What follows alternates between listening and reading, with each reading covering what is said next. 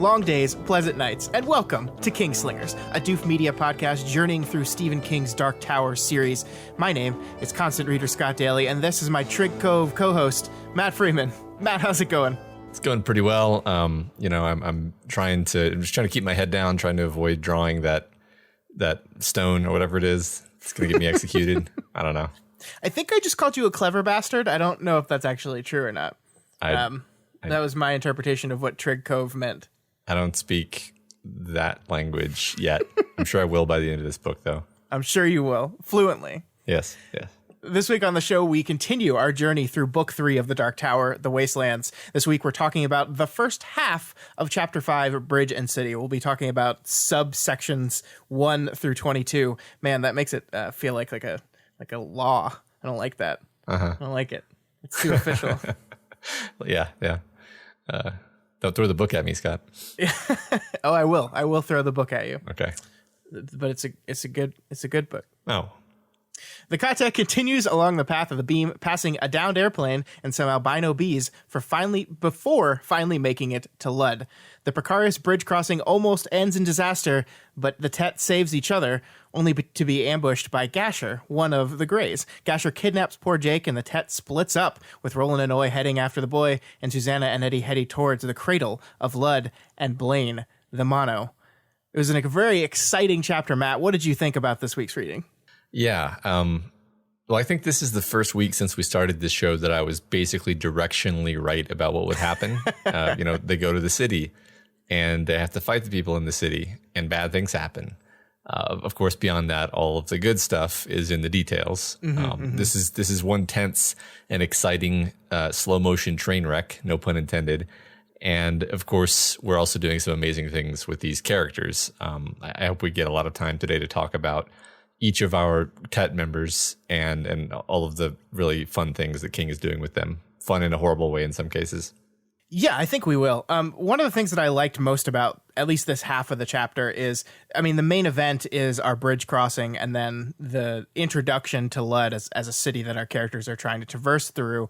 But King spends a lot of time on the outskirts as they make those last few days worths of journeys. And there's just a couple of almost separate vignettes of where the characters just come upon something and we see the ways in which each member of our Tet reacts to it. And it's just, I think there's little fun things that kind of sort of tie into the larger story, but are also just this little separate side thing, side adventure is oh, today was the day we found the bees. And of course that influences our characters and we see the ways in which it does throughout the rest of the story, but it's also just this fun little, this is a thing that happened on our way to the city type of story. Yeah, no, I think that's right. Is some of these things you might think they could just be left out because they're not important, but I think actually they are very subtly bringing our characters forward in their journeys, their individual journeys. They're all kind of learning things and being pushed into the situation that hits us by the end of this week's reading. Yeah, I totally agree with that. And I think the ways in which King repeatedly calls back to the image of those bees as our characters struggle through the city, I think is really powerful. But we'll get to that. And speaking of, we'll get to that. Let's get to it. Okay. Let's begin our chapter discussion. Once again, we are in Chapter 5, Bridge and City, just the first half this week. But the chapter begins with our group stumbling upon a crashed airplane. Inside is David Quick, Prince of the Outlaws, later called the Greys, he of the Icarus. I love this opening. If we see this plane and we kind of know already that this is probably David Quick because of what the story that was told to us back in River Crossing. But we get to see him. We see that this story was true. This actually happened. He was he didn't have wings that he created and wax that he glued to his back, but he was flying in an airplane and the airplane crashed. But we learned that David Quick was a very, very big boy, Matt. Roland compares him to Lord Perth, who he explains is a giant who went forth into war with 1,000 men, but he was still in his own country when a little boy threw a stone at him and hit him in the knee. He stumbled, the weight of his armor bore him down, and he broke his neck in the fall. And Jake says, that's just like our story of David and Goliath. And I just continue to be fascinated in this read through, Matt, about the things in our Bible, in the Christian Earth Bible that Roland is aware of, and the things that he is not. David and Goliath is a Bible story. Roland definitely has a version of the Christian Bible in his world. We've seen enough examples of that, but this is another one that's not in there. Mm-hmm. Yeah, and they also know about Icarus, which is not in the Bible, but it is an Earth legend. But they don't know David and Goliath. They don't know Isaac, or at least Roland doesn't. I really do wonder where they're going with this. I mean, where King is taking us with this idea.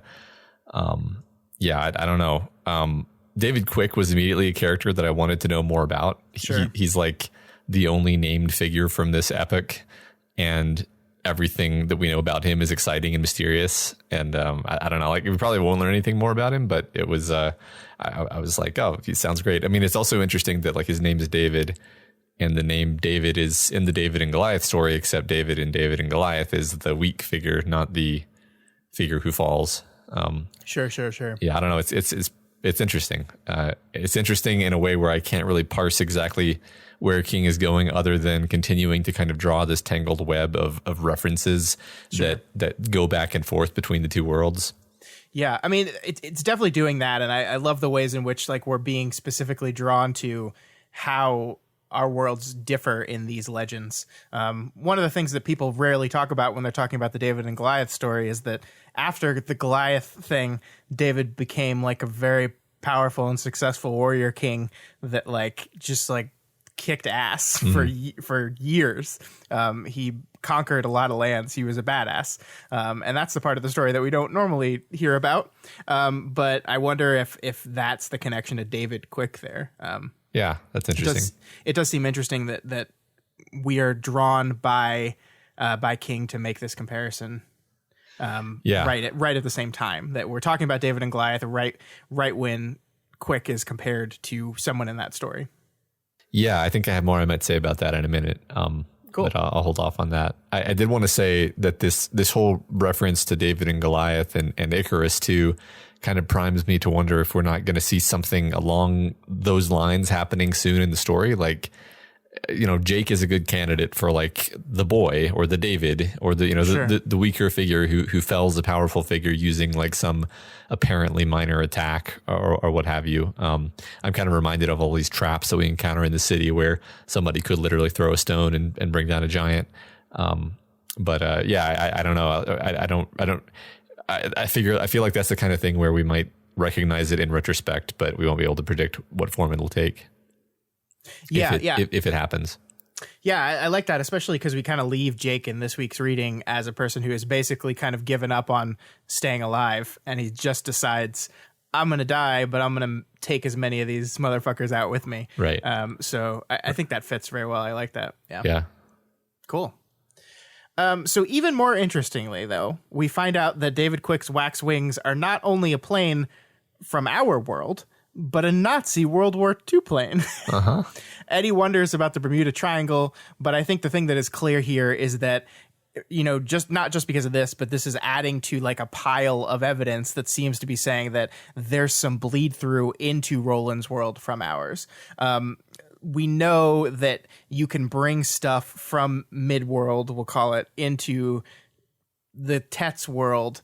We've seen that happen, or vice versa. You can bring stuff from our Earth into Roland's world, but when you try to do the opposite, it doesn't work very well. Like, remember when he tried to bring the bullet into Eddie onto the plane with Eddie? That was the test Roland did back in the Drawing of the Three. That doesn't work as well. It works the other way around. So maybe that's just what's happening here. Things are just, it doesn't have to be the Bermuda Triangle, but there are portals or areas in our world in which things can pass over or get lost or what have you. Well, he was able to bring himself through the door, but only by holding Eddie. So maybe it's not entirely one way, but it's like you have to have some kind of buy-in from the other side. Yeah. Of course, I am obligated to assert that, you know, maybe this World War II plane was just mothballed somewhere in a bunker. And since Roland's world is the future, they just, you know, took it out of the bunker. But yes, I mean, having Eddie bring up the idea of the Bermuda Triangle means we're being prompted to like notice this possibility, like you're talking about. Like there must be this constant low grade kind of transmission of stuff and ideas and stories from and or to Roland's world for many years. I mean, this is what I wanted to say a second ago. Like maybe the story of Icarus comes from Midworld, maybe, or vice versa. But like, sure. But like, there's no like maybe we only think it comes from ancient Greece when it actually comes from this other world. And maybe some of their myths do come from ours. Like maybe our Bible comes, or the Bible that they have is a a partial version of our Bible that came through a portal. And maybe this was either objects or like historical world traveling. What's the Magic the Gathering word is planeswalkers, sure.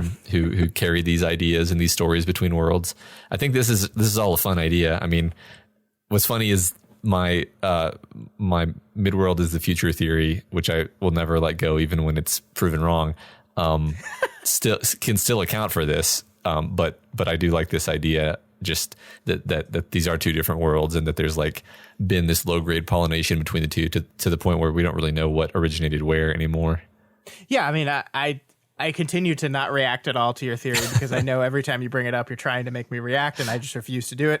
But I do agree that there could just be time portals, right? We already know that the portals go to different winds, as King has put it. So yeah, I mean, there can still be portals that are bringing stuff over, even if it's just same world, different time type of stuff. Yeah, so true. Yeah, I agree that it has not disproven your theory. Yeah.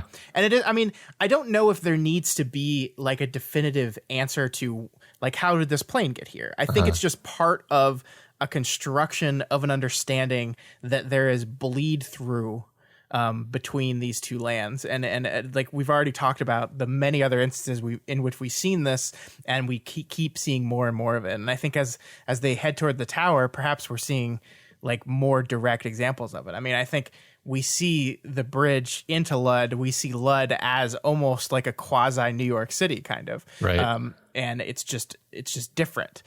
So. Yeah, I mean, I think we're just supposed to see this kind of mixing and bleed through and meshing of worlds that's happening. Yeah, right. I think that the bridge is the one thing that just is rather inexplicable, actually. That just is exactly like the George Washington Bridge. Yeah. Yeah, that's the kind of thing where it's like, bleed through is a word where it's like, it's hand wavy enough to just be like, bleed through.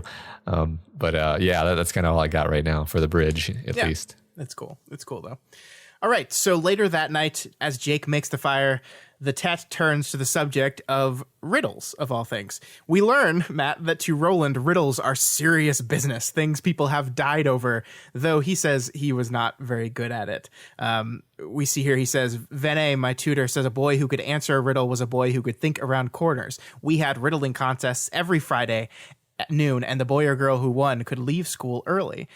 He enjoyed riddling, but I was never good at it. Vene said it was because I thought too deeply. My father said it was because I had too little imagination. I think they were both right, but I think my father had a little more of the truth. I could always haul a gun faster than any of my mates and shoot straighter, but I've never been much good at thinking around corners. Susanna, who had watched closely as Roland dealt with the old people of River Crossing, thought the gunslinger was underrating himself, but she said nothing. Yeah. I enjoy, like, there's so many cool things here, Matt. The idea that riddling is like serious business in the gunslinger world. The idea that Roland, unsurprisingly, is not very good at it. Although I do agree with Susanna that he thinks less of himself than other people do, but he also is kind of, I mean, he was described as plotting in the past. Like, he's just not the type of person that excels at that specific kind of thinking. Mm-hmm. But better than he thinks he is, for sure. But I love the introduction of riddles here as not just a game, but a serious thing. And the book kind of primed us for that when Jake read the intro to Riddle-de-Dum back in chapter 2, saying this is like the oldest form of game, the oldest form of communication was through riddles. Yeah, that's fascinating. I mean, and I agree. This is such a fun and welcome idea here. This idea that these hard ass gunslingers spent like real time and energy learning this art, this art of riddling. It's like low-key my favorite fantastical element of this book so far, because it makes the gunslingers seem way more interesting to me. And I think I can put my finger on why. I think it's because this implies that they really put as much care and thought into training mental skills as they did physical skills. And that's really exciting to me. I mean, as Susanna says, like maybe Roland was the worst riddler of his cohort, but he's probably still much better at thinking around corners than the average person. Yeah, no, I agree with that. And, you know, the idea that Court was like the best Riddler in Gilead. Like, we have seen Court as nothing but this like hard ass, like super good at his job trainer, kind of like the best PE coach ever or something. And we learned specifically here that no, Court is actually like super good at the riddling part of it too. He was just as good as the mind games as he was at the physical stuff. So I think that also, as you said, kind of grows our understanding. I think these two chapters put together, last week's and this one, really are starting to expand our awareness of what a gunslinger is. They are smart, they are clever, they're not just super good at shooting people. Right. Yeah, it's funny how Court's introduction, I had this just completely negative impression of him where he just seemed brutish and stupid, really. Like he's just like hitting them and yelling at them, and I was not impressed. And like everything since then has been like actually Matt, Court was always awesome, and you're an idiot. So I really love. It's funny because I love Court now, even though he's almost entirely existed through vignettes and flashbacks and a voice in Roland's head. Sure. I mean, I don't think you can be blamed at seeing Court that way the first time you saw him. You were seeing him through the point of view of a young child who was being beaten by him. So like, I think that actually makes sense that we were fully in flashback Roland's point of view. And our knowledge of Court since then has been from adult, wiser, more understanding Roland's point of view, and has a much less black and white, much clearer, more respectful view of who Court is. So I think that makes sense. Yeah. I also, as they get into the actual talking about the riddles, I really enjoy Roland's later attempts to solve the riddles, particularly the when is a door not a door, because these are exactly the kinds of like overly literal and narrow readings that I tend to get stuck in personally.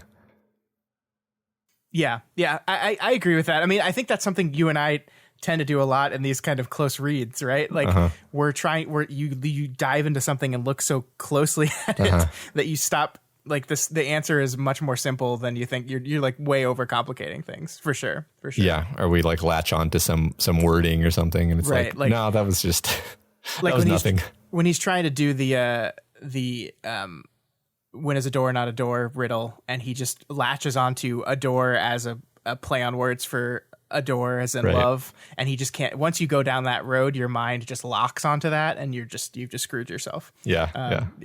It's really fascinating. Right. I like it a lot. And so Eddie though tries to participate in the riddle contest, Matt, but he's bad at it.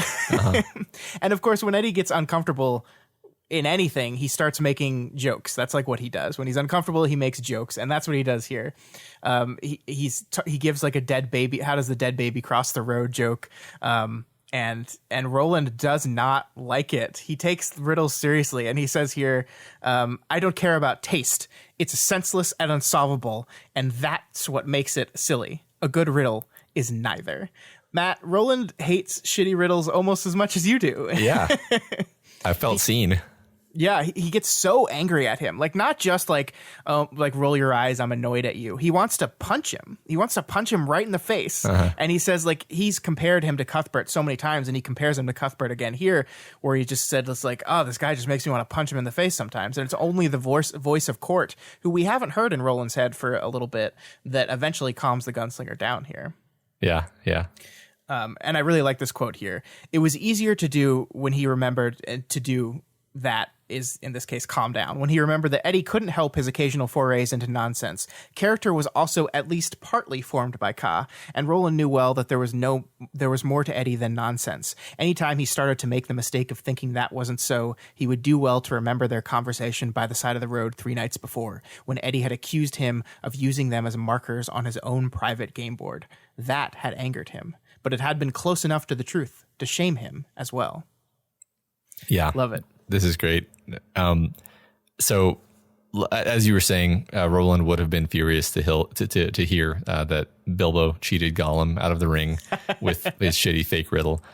I mean, he would have told him to give the ring back. You've forgotten the face of your father, Bilbo. I also I just, for some reason, I loved, maybe it was partially the audiobook reader's reading of it, but I loved Imagination Court chiding him for getting angry, where he's like, soft gunslinger. He's like laughing at him. I thought that was fun. So I want to, before we go on to the talk about Ka, I want to talk to you about that a little bit, because I do think it's interesting that he doesn't just get annoyed here by Eddie. He gets angry. Yeah. Like when he needs Court to come in and calm him down, that's not something we see Roland need to do very often.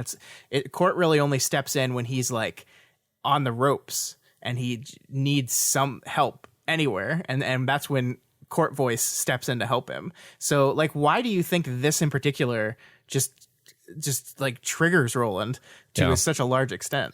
Well, I do think that cleverness and problem solving is a huge part of being a gunslinger. And the fact that, you know, Eddie is behaving as though he thinks that it's all about shooting guns in this moment. Mm-hmm. And he's really not giving any credit to the idea that like, oh, this is really important. Like this is, it's not the riddles. It's not really about the riddles specifically. It's about valuing the cleverness and the ability to think around corners, as Roland says. And like, we're about, I mean, I think by the end of this chapter, or by the end of this week's reading rather, it's pretty clear that Eddie and Susanna are going to be facing something that's going to be asking them riddles.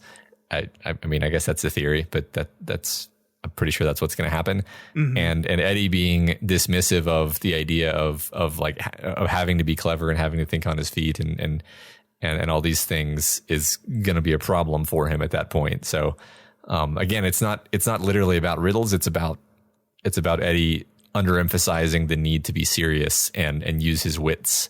And I think like, maybe Roland has like seen a friend die due to similar dismissiveness. Do you think there's anything, and this is completely non-textual, so I'm not pulling anything really here evidence-wise, but do you think there's anything to the idea that he's still kind of pissed off at him from their confrontation 3 days ago? I mean, he says here that he needs to remember how Eddie whipped his ass in the conversation 3 days ago, and needs to stop selling him short. There's more to him than nonsense. But I wonder if there's some residual annoyance there that kind of triggers him more strongly than he normally would. Maybe. Yeah, I didn't necessarily see that or feel that was the case. But I think you could read a lot of like Roland definitely gets annoyed by Eddie sometimes. Like that's just been a thing throughout the book. And Susanna doesn't annoy him. He's extremely tolerant of Jake because he sees Jake as a kid, mm-hmm. but he doesn't see Eddie as a kid. He sees Eddie as like a mentee, right. What's the other word for that? A protege who he like Eddie's foolishness almost kind of reflects badly on Roland in a sense. I don't know if that's quite the right characterization for it, but yeah, like there's a lot of moments in this book so far where he's been annoyed with Eddie, and the last book too, of course. So yeah, I guess I see that as all being part of the same pattern. Yeah, I mean, we've kind of talked about how we've gotten hints that the society he grew up in, kind of the warrior kind of society, undervalued women in certain ways. So mm-hmm. I think it kind of makes sense that he doesn't think about Susanna a lot, like in that kind of way. But Eddie is kind of like the one that gets much more attention and pressure and expectations. Like I feel like he has expectations for Eddie. And anytime Eddie doesn't meet those expectations, he gets pretty upset with him. Yeah. Uh-huh. Well, also like, it's funny because Susanna just seems more competent in like every dimension. Well, yeah, Eddie. she totally is. Yes. So there's also just the fact like Susanna isn't prone to foolishness, which is like Roland's Achilles heel is foolishness and not taking things seriously. So yeah, and I think there's a lot to say about this connection to Cuthbert, which I know. Look, we've gotten some emails from people that have told me that it is not pronounced Cuthbert. We've talked about this before on the show. Uh-huh. They have pointed out that there is a part in a future book where a character pronounces the name for us so we can understand that it is Cuthbert. But look, folks, I'm never going to say that. Like, I'm just not going to do it. Like, uh-huh. It's been Cuthbert for me for a decade or longer. Uh-huh. Like, it's Cuthbert. That's what it is. Like, That sounds ridiculous. Yeah. I refuse. I'm sorry. Death of the author. Stephen was wrong in this regard. It's Cuthbert. It is Cuthbert. Yes. Name pronunciations have taken up so much of our lives, haven't they, Scott? They have. I think at this point we've just settled on the policy of just like, nah, we're just going to say them the way we say them. Sorry. Yeah. And if that annoys you, I apologize. I sincerely do, but I can't not say Cuthbert. Like, even if I tried, I would just revert back to it without thinking at least some point. Okay. Just to keep it lively, I might just randomly say Cuthbert just to like make it confusing, if that helps. That's just mean. Okay. That's just mean. Okay. I do. So, I mean, I do think there is something to this idea that he connects back to Cuthbert, who was at least one of his, if not his closest friend, who we know also is dead. So yeah, I mean, I think you hinted towards like, well, maybe it's the foolishness of Cuthbert that got him killed. And so he has a specific bone to pick with that kind of behavior. These are all questions we don't know, but I love this Eddie Roland relationship. I'm really enjoying this more than I ever have reading these books, seeing how they play off each other. I really, really like it. Absolutely. Yeah. I felt for some time like we were going to get like the flashback of how Cuthbert died and what happened there.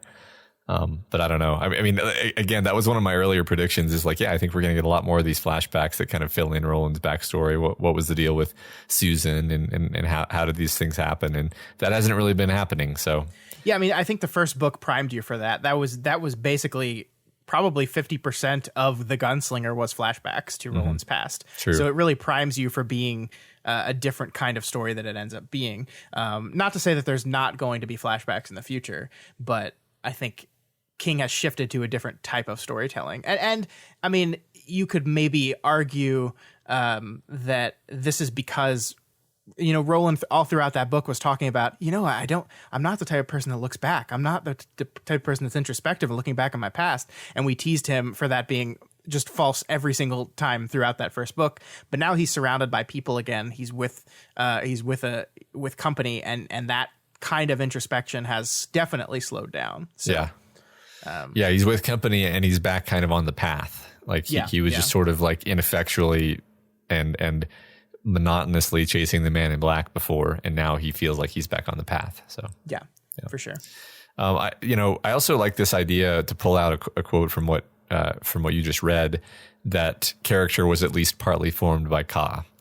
In other words, no man is his own author. We're not responsible for our personality. Right. But I do love that he included the at least partly, because I do think that Roland's conception of Ka allows for some element of free will. Like that does tend to be the way he talks about it. Yeah.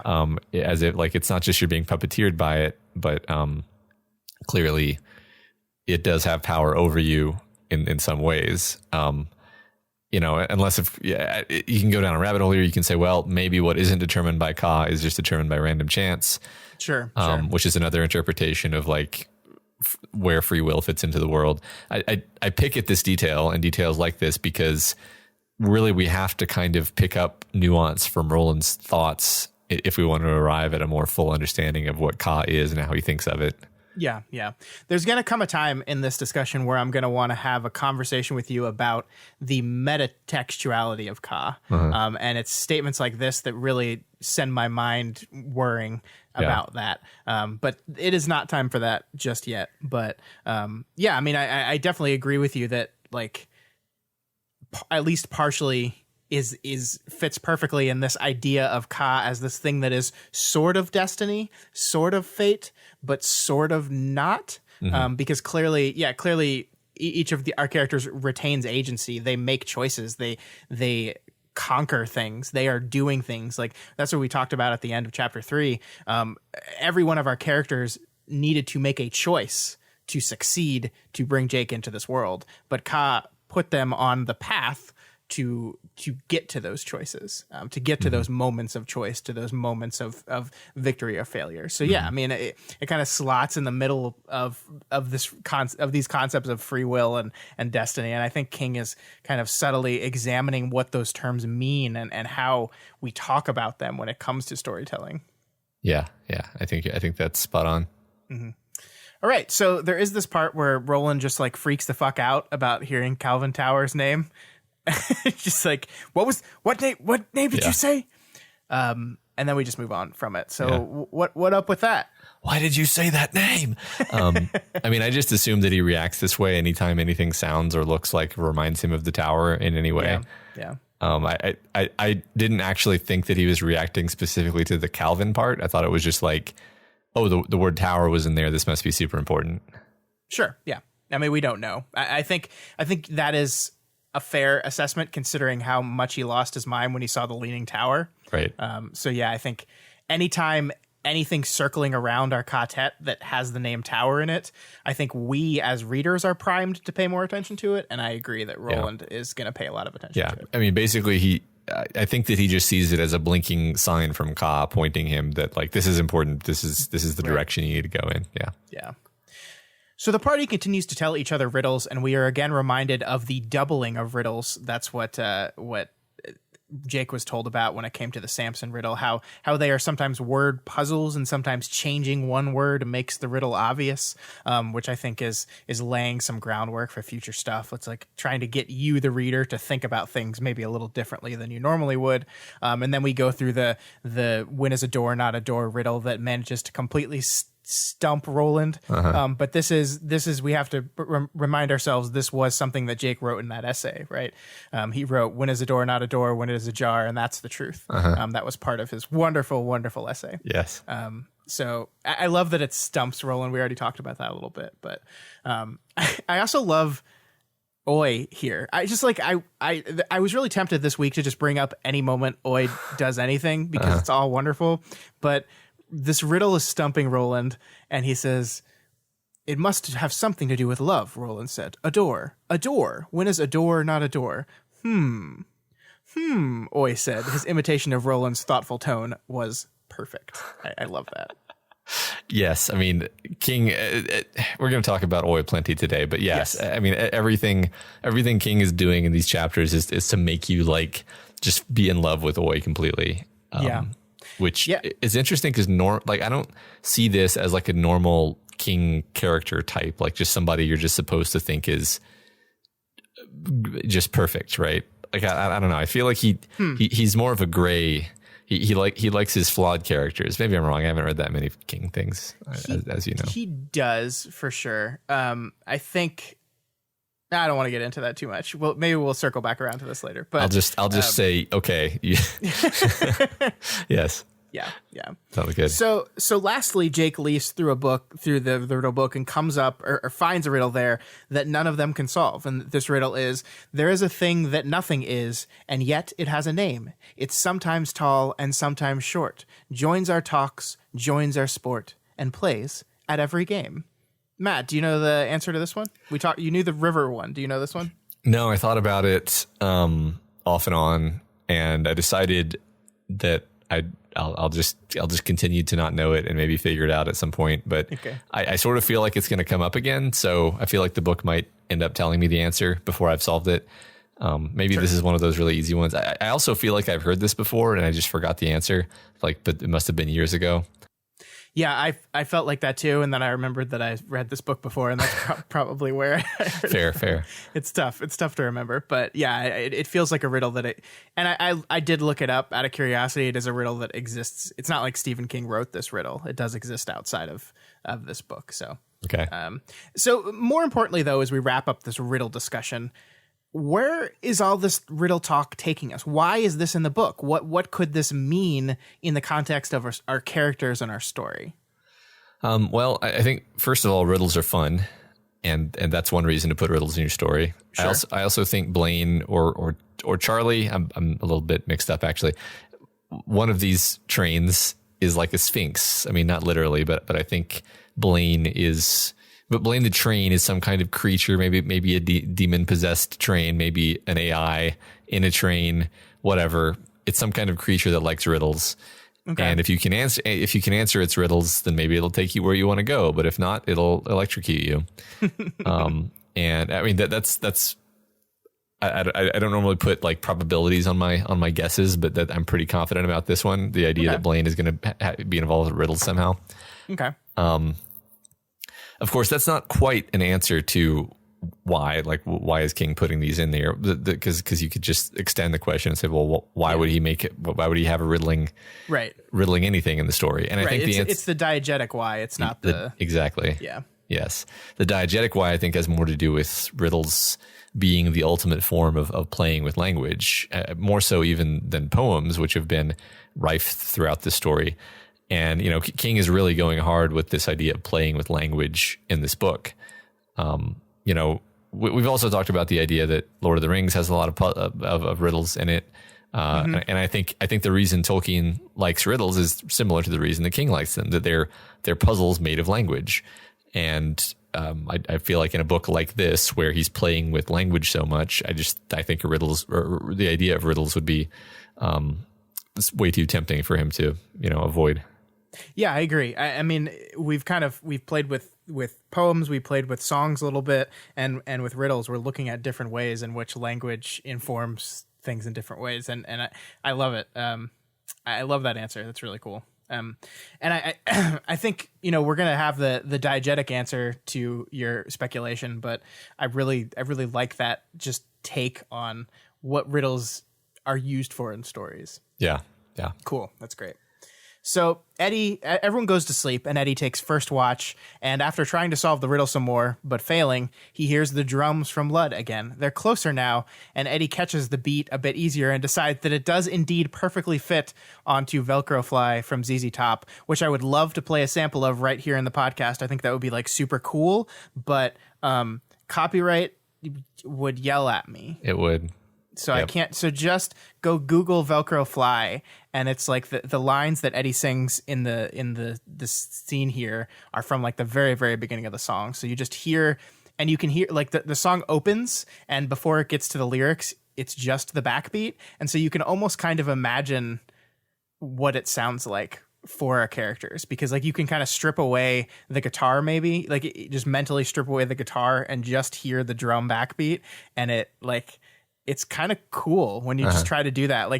I really suggest just take the time and do that, because it's kind of cool, and you can kind of put yourself in what it would be like to be sitting around a fire in the middle of nowhere, a huge city on the horizon, and you just hear this noise. I think it's really cool. What do you think are the odds that King was listening to Velcro Fly by ZZ Top while writing and was like, yeah, sure, this song? Yeah, hi. I don't like to speculate too much on specifics of the authors themselves, but I mean, where does all his pop culture references come from? It's stuff that he's probably consuming or are a huge part of his life. So yeah, he's definitely. I mean, King seems like a type of person that would get down to some ZZ Top. I think he would love it. So yeah. What's funny about this is I thought I have a mental impression of who ZZ Top is and what their aesthetic is. And I watched the Velcro Fly music video on YouTube, and I was like, what the hell is this? Was this before some major change in their marketing, or was this just a one? I don't know. I was so confused. Because I think Velcro Fly is I mean, ZZ Top started in the 70s, I think, but Velcro Fly is a mid 80s song, and I think it to me very much feels like ZZ Top doing some 80s stuff. Well, yeah, that it definitely is a very 80s music video. Yeah, it's also it was never a huge song for them. The Sharp Dressed Man is the ZZ Top song everyone thinks about, right? Sure. And Velcro Fly, I think I pulled it up right now. It peaked at 15 on the Billboard charts. So it was good, and it was one of the single off their album, but it never got huge. And I think you can tell how popular the song is by going to the YouTube video and seeing that every single comment on the YouTube video is Stephen King stuff. People saying Eddie brought me here.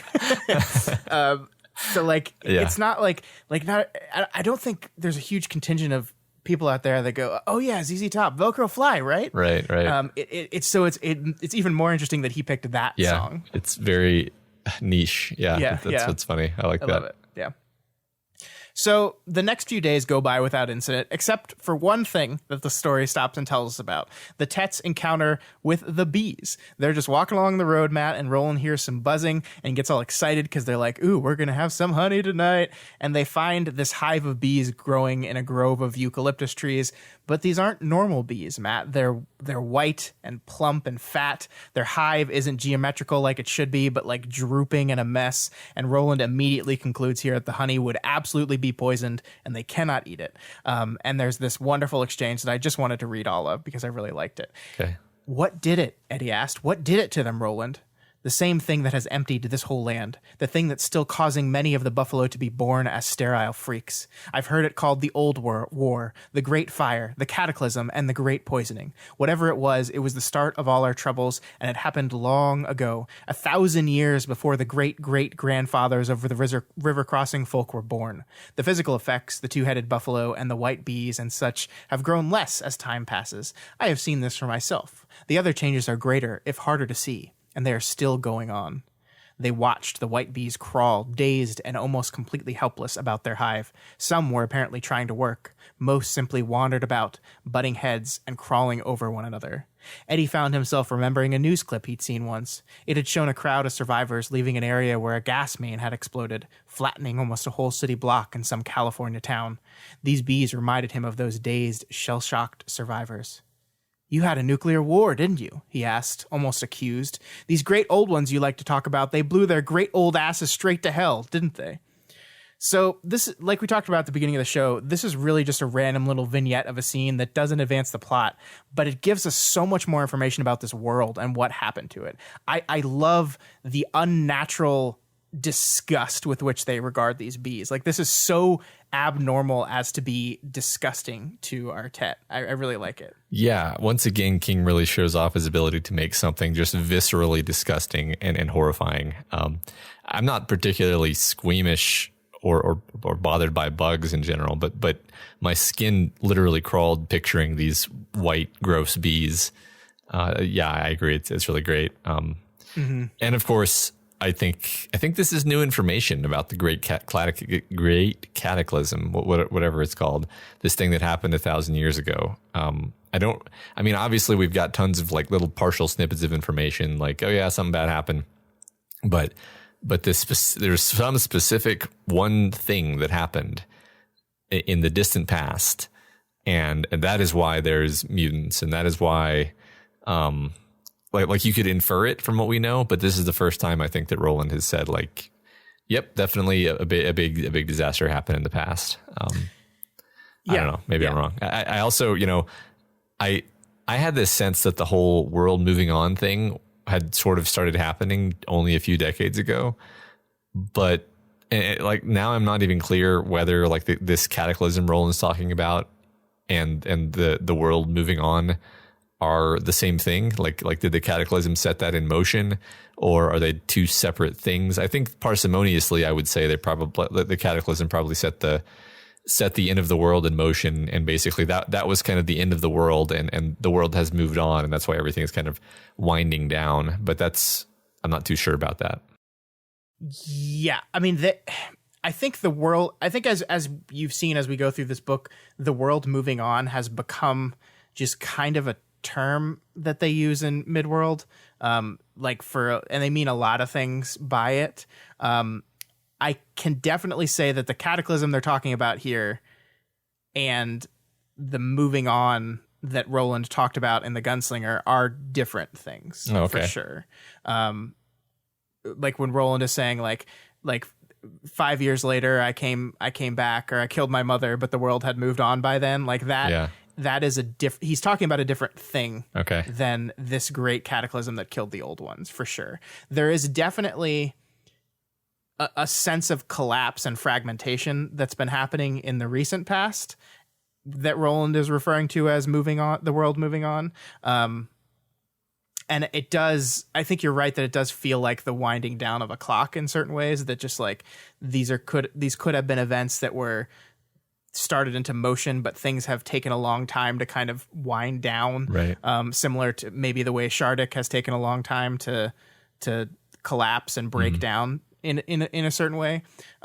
So Yeah, I mean, they are different things. Okay. I think that when Roland is talking about the world moving on, I think he's specific to like the collapse of Gilead as a civilization, and that was, we kind of know what happened there, right? It was a civil war started by the good man, that led to Gilead's collapse. Yeah, and that was only a few decades ago, and that the old people in their town clearly had a thriving economy and happy lives when they were younger, and that was not 1,000 years ago, obviously. So yeah, I think, I mean, obviously you're right because you know this, but I think that just makes sense to me. Sure. It's just I think the reason I said like parsimoniously is I was like, well, if you got two ends of the world in the same world, then it would make sense if they were the same thing. But also like the timeline just doesn't add up at all. So yeah. That would be why I wanted to make that clarification. Okay. Just because Yeah. I think we are operating on different time periods here. Like the great old ones and their disappearance, whatever, that we've seen hinted at just through the various ruins, like the subway tunnel that they went through in the place under the mountain, that kind of thing is thousands and thousands of years old. Yeah. And that is very different.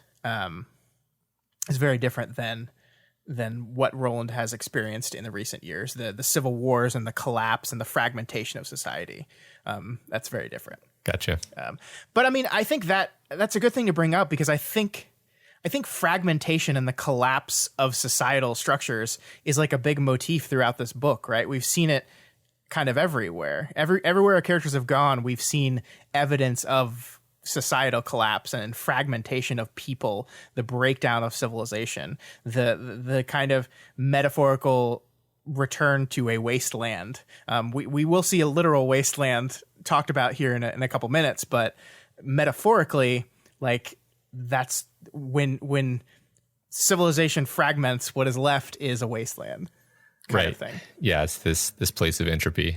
Yeah. And I like, I mean, one of the fun things about this is like the world moving on is just sort of, I really like what Susanna is going to say about this in a bit, where she's like, I guess that's their term for just the idea that the bonds that hold people together dissolve. Like, she kind of doesn't see it as being supernatural, even though it really almost has to be supernatural, based on how we've seen, space-time inflating and all kinds of weird things. Sure. Yeah, it's cool. So just to be clear, is Lud like that 1,000 years old, like a super ancient city? Yes, Lud is a city of the great old ones. Okay. That has been just a place of, like, basically we learned last week that it was a place of the great old ones. They were wiped out, and it became like a focal point of you kind of got to think of it as like the Dark Ages, right? So think of it as the great old ones maybe nuke themselves to death, as Eddie puts it here. Then there's this Dark Ages. The remaining people kind of coalesce around this great city of Lud, and there's constant wars that happened around and in that city for control of it that last thousands of years, and it's gotten to the point it is here and now that we see. As society and civilization has continued to break out down around it, it's gotten worse and worse in there as well. So cool. Makes sense. Yeah. All right. So we leave the bees, and everyone's disappointed because they don't get any honey, but they don't want any more because it's gross. But as they get closer to the city one night, they hear fighting in the city, which is ominous. But shockingly enough, Matt, small arms fire. The people in the city have guns. And I think this is really important because King has gone out of his way to establish just how rare guns are in this world now. Like, just seeing one is enough to send the people of River Crossing into fits and like drop to their knees and like praise the gunslinger because guns are so rare. And now we've established that this place they're going to has them. They're going to encounter people with guns for the first time. And I really think it's super ominous because if there's one thing Roland has never encountered in Midworld so far, it's a gun. Yeah. It's just he's been the one with the guns, and he's used them to press the advantage on every encounter he's had. But suddenly he'll be equally matched, at least equipment wise. Yeah, it's almost a magic power for him to have a gun in a world where almost nobody has guns. Of course, he acquitted himself pretty well in Balazar's hang out. Yeah, well, I mean, Americans, Yeah, fair enough. Yeah, they've all forgotten the face of their father. But they're so helpful. They're like wise old elves. I like talking about the guns and the idea of things being scarce in his world. This gives me an opportunity to talk about paper being scarce. Sure. It's sort of a lateral jump in topic, but it's something that I kind of was thinking about before. So, Stephen King is responsible for probably half of the paper in the world, roughly speaking. And, the idea of a world where paper is rare and valuable coming from Stephen King, it's saying something, right? Like on the one hand, you can really understand like a lot of like the ignorance and kind of lowness of these people as being a consequence of living in a world where they've just never seen a book. For another thing, it speaks of Roland's kind of high culturedness that he in particular finds paper to be special and miraculous. Mm-hmm. So yeah, just overall, it was something that I think it passed by without too much comment when it came up originally.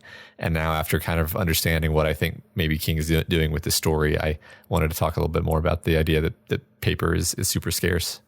Yeah, I love that. I mean, I think maybe you could say only a writer would recognize how important paper is to the passing on of ideas.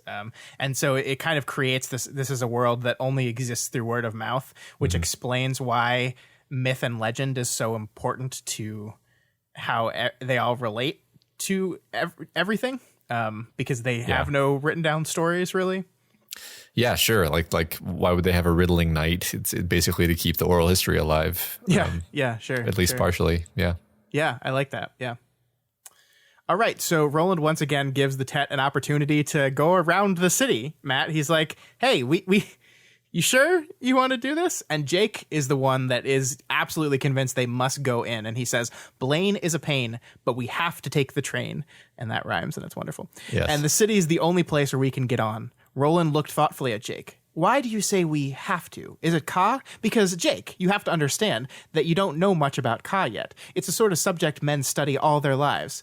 I don't know if it's Ka or not, but I do know we can't get into the wastelands unless we're protected, and that means Blaine. Without him, we'll die, like those bees we saw are going to die when winter comes. We have to be protected, because the wastelands are poison. So there's your name drop, Matt, the wastelands, and then there's more of Ka here. Yay, finally we're getting to the poison hellscape. Right. But I do love this idea. Like, Roland has been this, like, constant, both, he hates Ka, but he is also like a student of it at the same time. Like he worships it and hates it in equal measure. And in this moment, they're like, the city is on the path of the beam. The beam is their guiding post to the tower.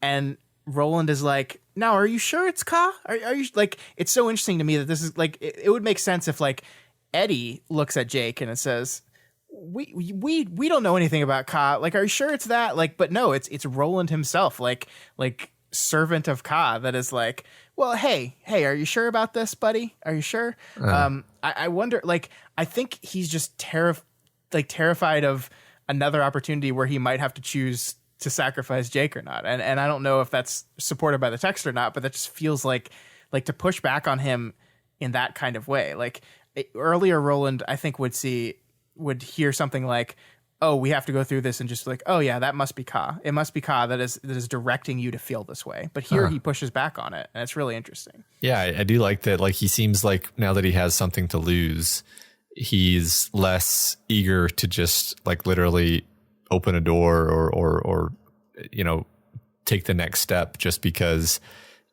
it seems like he should. I mean, we talked a lot about the idea that he just like seems to kind of throw himself into situations without thinking, because he's like, this is obviously a Ka thing, so I'm just going to do this. And now, like you say, he's hesitating. And I do think it has something to do with the fact that he actually cares about these people. He has more than just himself at risk. I think I actually wasn't thinking about these things when I read it. I think the way I read it is him just being like, I'm going to feel really stupid if we go into this city and go to this train just because Jake like had a dream about a train. Like I better kind of double check that this is all, that there's something to this beyond just well, Jake is saying that he thinks we have to, and thus we're going to do it. But maybe he's just mistaken. Interesting. I mean, that kind of means he would be handling him with kid gloves almost, because like when Eddie felt directed to do things like, we have to go to this circle, I have to hold on to this piece of ashen wood, I have to carve this thing about it, he was just like, oh yeah, that's Ka, baby, that's like that's it's doing its thing. And then Jake says we have to do this, and it's like, you sure, buddy, you sure about that? So maybe that's just how he looks at Jake as a child still, and is not quite ready to extend him the trust of like leading the direction of the group. Or I mean, he ends up doing it, so I don't think it's fair to say not quite ready, but is a little bit more resistant than he normally would. Yeah, I mean, I think there definitely is a degree of infantilizing Jake because he is a kid, but also I think Roland may literally be not kind of recognizing how important Jake is. Sure. To whatever. I mean, I don't know how important Jake is. I'm just saying, in a story like this, you don't have a character like Jake unless the character is important. And this character has been like directly approached by this cosmic force and shown this vision, and all these things make you really, really feel like, oh, Jake's important, Jake's crucial. But to Roland, I don't know if like Roland, like everybody's the protagonist of their own story. I don't know if Roland recognizes this about Jake. Yeah, I mean, I think that would kind of fit into the conversation with Eddie that happened last week, where he's having trouble not seeing them as just pieces on a board and seeing them as fully realized human beings who matter and have a role to play in this beyond the sacrificial pawn for me to checkmate. So yeah, I like that. I like that a lot. Cool. So as they approach the bridge, they finally get a good look at the monorail, and they see that as it extends over the river along next to the bridge, the rail has snapped off, and the train actually has plunged into the river.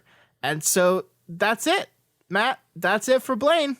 Glad that we don't have to deal with him at all, right? Yeah, problem solved. Yep, that's good. Wonderful. Of course, that's not true at all, because as Jake looks down at the remains of the train, it says, the remains of the mono sticking out of the river were blue. In his dreams, Blaine had been the dusty, sugary pink of the bubblegum you got with baseball trading cards. So he basically looks at this train and says, this must be another train. This cannot be Blaine the mono. But that is something that he decides to keep to himself. It seems like everyone in this book is holding back just like a little secret at some point or another. No, stop it. Stop it. I mean, I really, not my favorite mode of storytelling. This is probably my only like complaint of the week is like, it just annoys me when characters don't talk to each other, but whatever. I guess maybe King wants us to feel that way. I will say that like, I don't know if this is like being set up to play as like a plot point that he's not telling them this, because like when we see Eddie and Susanna work their way into town looking for the cradle, they mention Blaine. So it's like I feel like they know, maybe psychically through Jake, that the train that they have not seen the last of Blaine the mono, kind of. Yeah, and also it's not like dun dun dun. It's actually it's like yeah, we know. Right. So it works. Yeah, I did get a bit tripped up here, like trying to just figure out like I think I got it straight now, but like yeah, so Charlie is the one who went into the drink. And Blaine is the one who's in the carriage, unless, of course, there's some kind of reversal that's going to be pulled on us, because Charlie means death. So maybe it is Charlie. I don't know. I mean, it would be. If Charlie is just sitting in the water, inoperative, then the whole Charlie means death thing is going to fall a little bit flat. So that's the only reason why I'm like, really? Okay. Yeah, I mean, I think what I'll say is, when Jake first reads the book, he says, I don't think Charlie is your real name. Oh, okay. Okay. And we know that there are two trains, right? There's one train going from the west into the city, and there's one train leaving the city going to the east that we believe of. So this seems to be the train that was going west into the city. we speculated that maybe they're the same train at one point. We speculated on a lot of stuff, but it seems like the goal of this chapter is our characters to get to the train station that will take the train that goes into the east, into the wastelands. Okay. So we don't know Charlie, Blaine, whatever. We don't know, is this train one of them? Is it any of them? We don't know any of that yet. But. Is Charlie and Blaine the same thing for all we know? We'll find out soon enough. Yes. But before that, we have to get to the bridge. And I love this entire scene on the bridge, Matt. I think it's really wonderful. And I think King's writing here is really, really top notch. I mean, the scene setting alone, he takes his time into describing just how scary and old this thing is. Like the giant spaces where parts of the bridge have collapsed. The whole thing is kind of listing to one side. And there's this like perceptible, slow, but kind of like on pattern rocking back and forth. It's just like the super ominous, like you can feel this. You can feel this. And Totally. attached to this is this really kind of uncanny feeling that I got that, hey, we've been here before. And we have. The last time in this series our characters crossed a bridge, it was the trestle under a mountain, and it was just as precarious and old and liable to collapse. And by the time our characters got to the other side, one member of the team had fallen to his death. Kind of. I mean, death. Yeah. Well, there's other worlds. A death. Right? Yeah. Right. Yeah. And I think that is something King is definitely trying to do here, right? I think he has constructed this bridge crossing in a way that is meant to recall that previous one. But I do think it's interesting that he has none of his characters think about that. Because like if I were trying to construct this scene in which I want to remind my reader about the last time Roland and Jake were on a bridge together, you think you would make your characters be like, hey, this is like the last time we were on a bridge together. But neither Roland nor Jake thinks of that first bridge crossing at all during any point on this crossing. Even as Jake begins to fall, even as things go to shit, there is no internal monologue from either of these characters about that at all, with the exception of like you promised, right? Like remember my promise to you. Yeah. So that's a really interesting choice, right? It is, right? Yeah. I mean, maybe King figured like, look, I'm making this direct enough that it'll be obvious. Yeah. They got it. Don't need to spell it out anymore. Yeah. Exactly. Because he could have spelled it out, and what would it have added if he had added a moment of them being like, oh, another bridge? You know, it's like, yeah, they know, and we know. So yeah, I don't know. It is interesting, like, because I guess we'll have to see where things go story wise before we can determine whether there was anything really meaningful to them not thinking about it here. But yeah. I feel like it was just more of a he wanted us in that moment and not thinking too much about the past moment. Sure. Yeah, I mean, I was, as they approached the bridge and as we saw the situation, I was definitely thinking like, okay, well, this is clearly precarious. We're building up to some kind of situation reminiscent of what happened before. But King has made the whole bridge ordeal so complicated that you don't really see any of the specific things that happen coming before they arrive. Mm-hmm. Yeah. And I mean, trying to come up with a reason for why, I think having Roland be aware of how similar this situation is would almost taint his choices here. Like, I'm trying to think of like what it would be like if Roland goes, oh, not again. I promised, not again, before he rushes back across the gap to catch Jake as he's falling, right? I think that would cheapen it because like it makes the choice more about making up for the last one and not just a thing he's going to do without even thinking about it now. Because I think it's important that he just saves Jake without thinking about it. That just the entire team just like almost silently just moves to stop this from happening. There's no decision here. There's no like no one cares about their own safety. No one cares about the mission. Nobody's thinking about the tower. They just move to save him. Yeah, the whole Ka-tet does it in concert without thinking. Yes, I agree that that would have been a little bit dulled if they had contextualized it that way. Mm-hmm. I agree with you. Yeah, cool. So they start to cross on a walkway on the right side of the bridge. At one point, the walkway falls away, so they've got to like edge out along a cable, which is terrifying. Roland is carrying Susanna on like the carrying pouch, and they go first. Jake, completely fearless and unafraid of heights, which is again kind of ironic considering the last time he crossed a bridge, goes next. And then Eddie takes up the rear, and Eddie is terrified of heights, we learn here. And he's also in charge of the wheelchair, which like, that seems like a thing I would not want to have to lug around with me crossing a wire. Like that would scare the shit out of me. Yeah, I really wouldn't want a really high center of gravity in that particular situation. Yes, I agree. Yeah. With the wind like catching it too. Yeah. Sure. Susanna is like terrified about Eddie, but I love this excellent line from Roland here where he just says, Eddie's a gunslinger now. He'll behave like one. Which is both, I think, like a talk, like it's both a compliment to Eddie and kind of like a court like chastisement with like was like it's almost like he better behave like one, you know?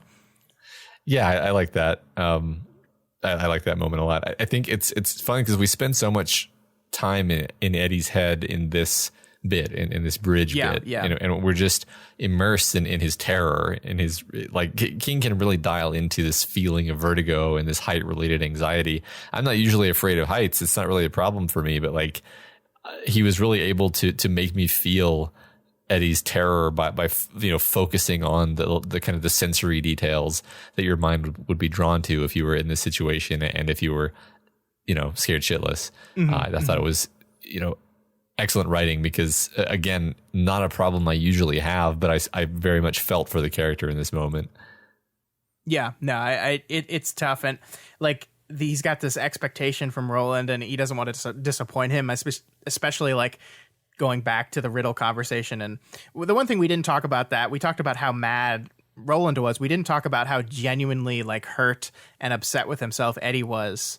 Like, he's like, man, I really thought I was just making funny jokes. Like, I'm sorry. Like he was legitimately hurt and disappointed in himself that he upset Roland to that regard. And so I think in this situation, he like doesn't want to let him down again. Like he doesn't want to be the person that like chickens out here. So there's this added pressure, and that I think all that is captured in Eddie's point of view as he crosses the bridge. Yeah, you're right. Yeah. So Roland crosses the wire without difficulty. Jake is halfway across and doing fine, but he remembers that he left Oi behind. The bumbler is sitting on the edge of the platform, afraid to cross the wire. After encouragement from Jake, Oi begins to cross, but then slips and falls. Jake dives to catch him and does so, allowing Oi to chomp down on his hand for support. Eddie's fear of heights just leaves him, and he drops down on the cable to help Jake, who is now falling himself. Roland too rushes back to the line. Together, everyone in the Tet manages to save both Oi and Jake, hauling them back onto the cable. So unlike Under the Mountain Make, Jake saves Oi from falling, and then this time Roland saves Jake, and it's just a wonderful scene. It really is. The whole Ka-tet comes together as a unit to save, the least of them. Of course, they're all trying to save Jake, but like you said, Jake's trying to save Oi, who is, as far as it goes, an animal. And yeah, it's a fantastic inversion of what happened at the end of the Gunslinger. And I think it definitely means something that this happens just before the Ka-tet is split up. Yeah. Like it's like there's this massive sign, this demonstration of their loyalty and their unity. And then bam, Jake is immediately taken.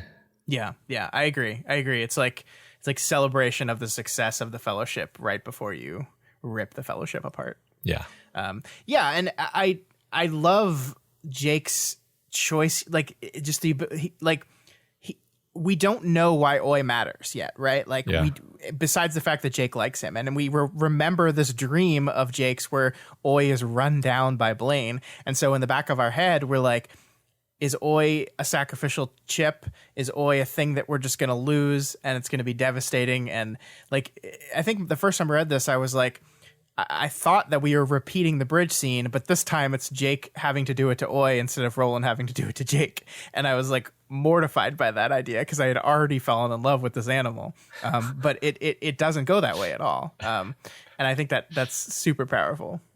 Yeah, no, that's great. I mean, now I'm, because I was thinking King wouldn't do that to us. Oh wait, he literally did already. Yes. Yeah. Okay. Fair enough. But I think my favorite part of the scene, Matt, is that we see Oi behaving oddly, and I say oddly as an animal, not oddly as a character, because he seems genuinely distressed that he hurt Jake. He's crying and he's like licking Jake in apology. And Roland notes that he doesn't lick Jake's blood off of his chops, which is like the most animal thing would do. Like if you get something around your face, the first thing you're going to do is lick it off, and he doesn't do it. And I love this moment where he says Roland wipes off Oi's face and then says, "Good fellow, good boy." And Oi responds, "Oi," the Billy Bumbler said feebly. And Susanna, who was watching over Roland's shoulder, could have sworn she heard gratitude in that voice.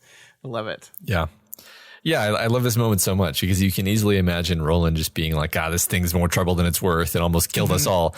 But no, he notices how unique it is and you know, it really changes his mind and he's, I think as far as he's concerned, this is a teammate, and it was right that Jake do that. Actually, he doesn't say that out loud, but I think that's how he thinks about it.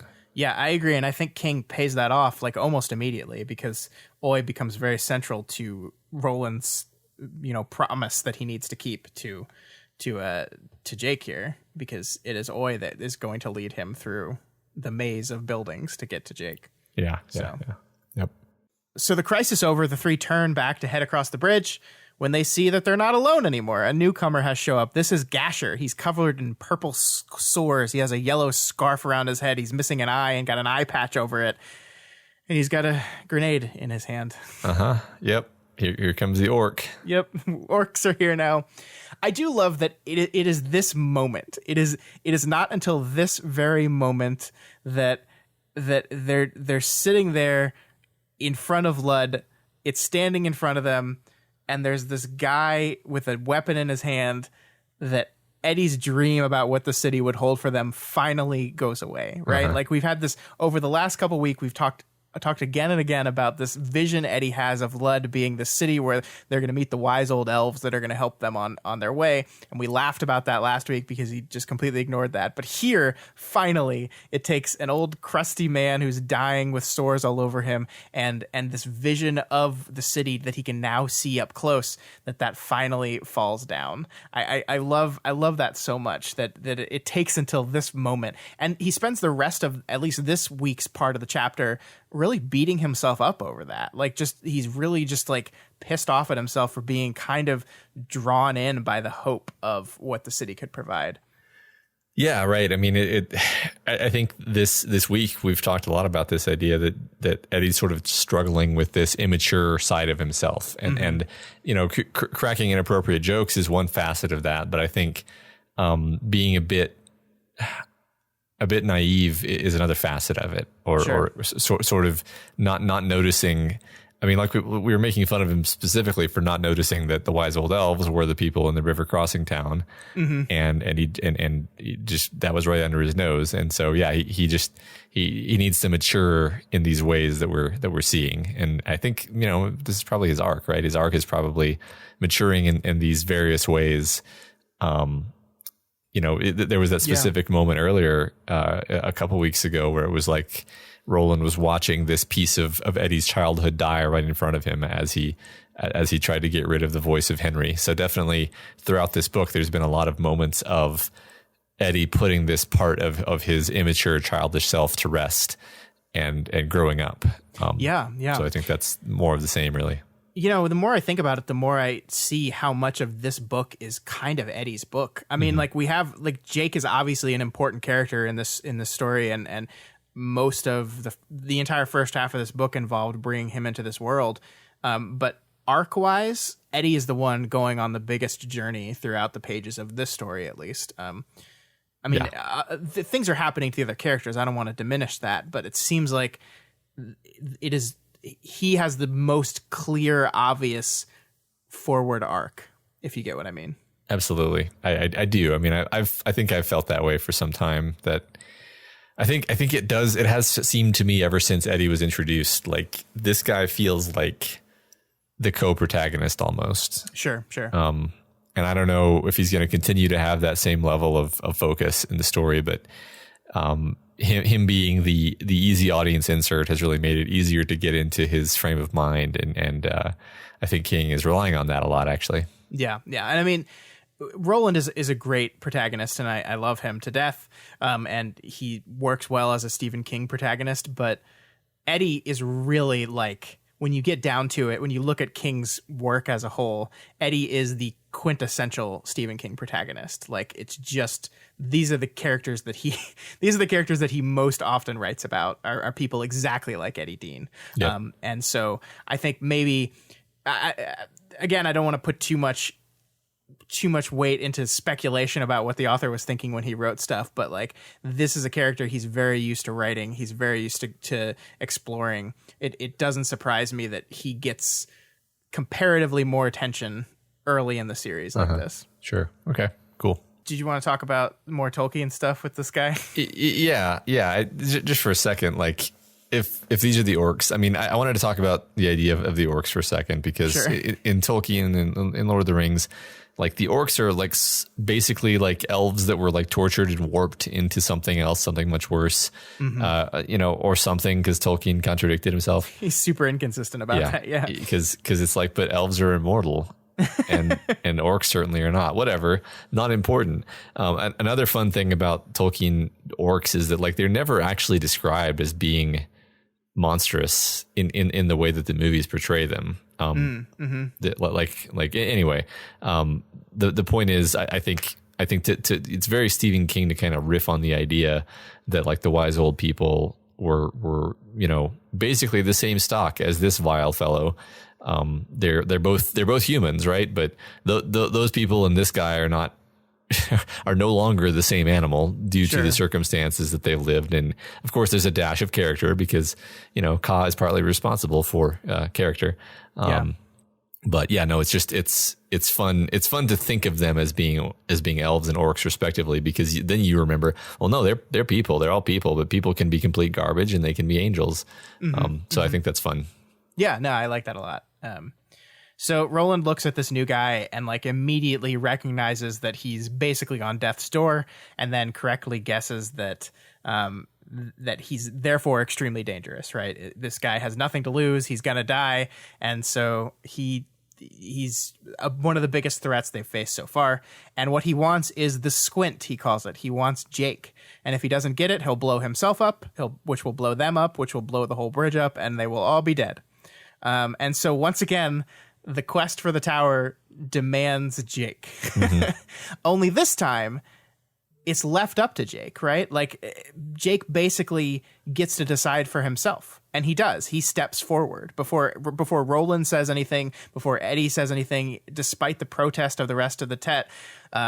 Jake just steps forward and walks forward and has said, yep, you can take me. I will do this. And I think that's such an important distinction of the last time Jake was, quote unquote, sacrificed, is that he had no agency in it. And he was specifically rejecting it. No, do not do this to me.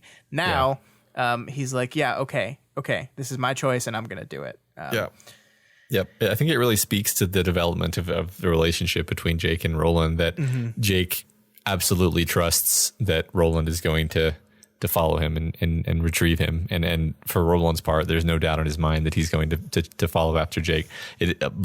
But similarly, it's interesting that Eddie is like, no, you can't let him have him. Like Eddie's ready to believe that Roland would give up Jake, which is pretty dark, but also not surprising because Eddie knows that Roland is a tower junkie. So yeah, no, totally.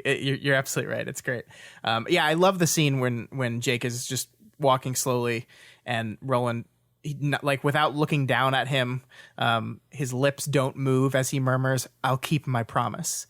And Jake just says, "Yes, I know you will." And there's no sense of doubt there. There's nothing in the text that tells us there isn't any absolute certainty there, that both of these people know that Roland will do everything to keep this promise. And Roland's only concern in this whole thing is what will happen to Jake before he gets there, because he knows he's going to get to him and he knows he's going to save him, but it's just, will he be quick enough? So Roland lets Jake get captured, promising to come after him, but like we said, worried about what will happen before he does. Fortunately, Oy escapes.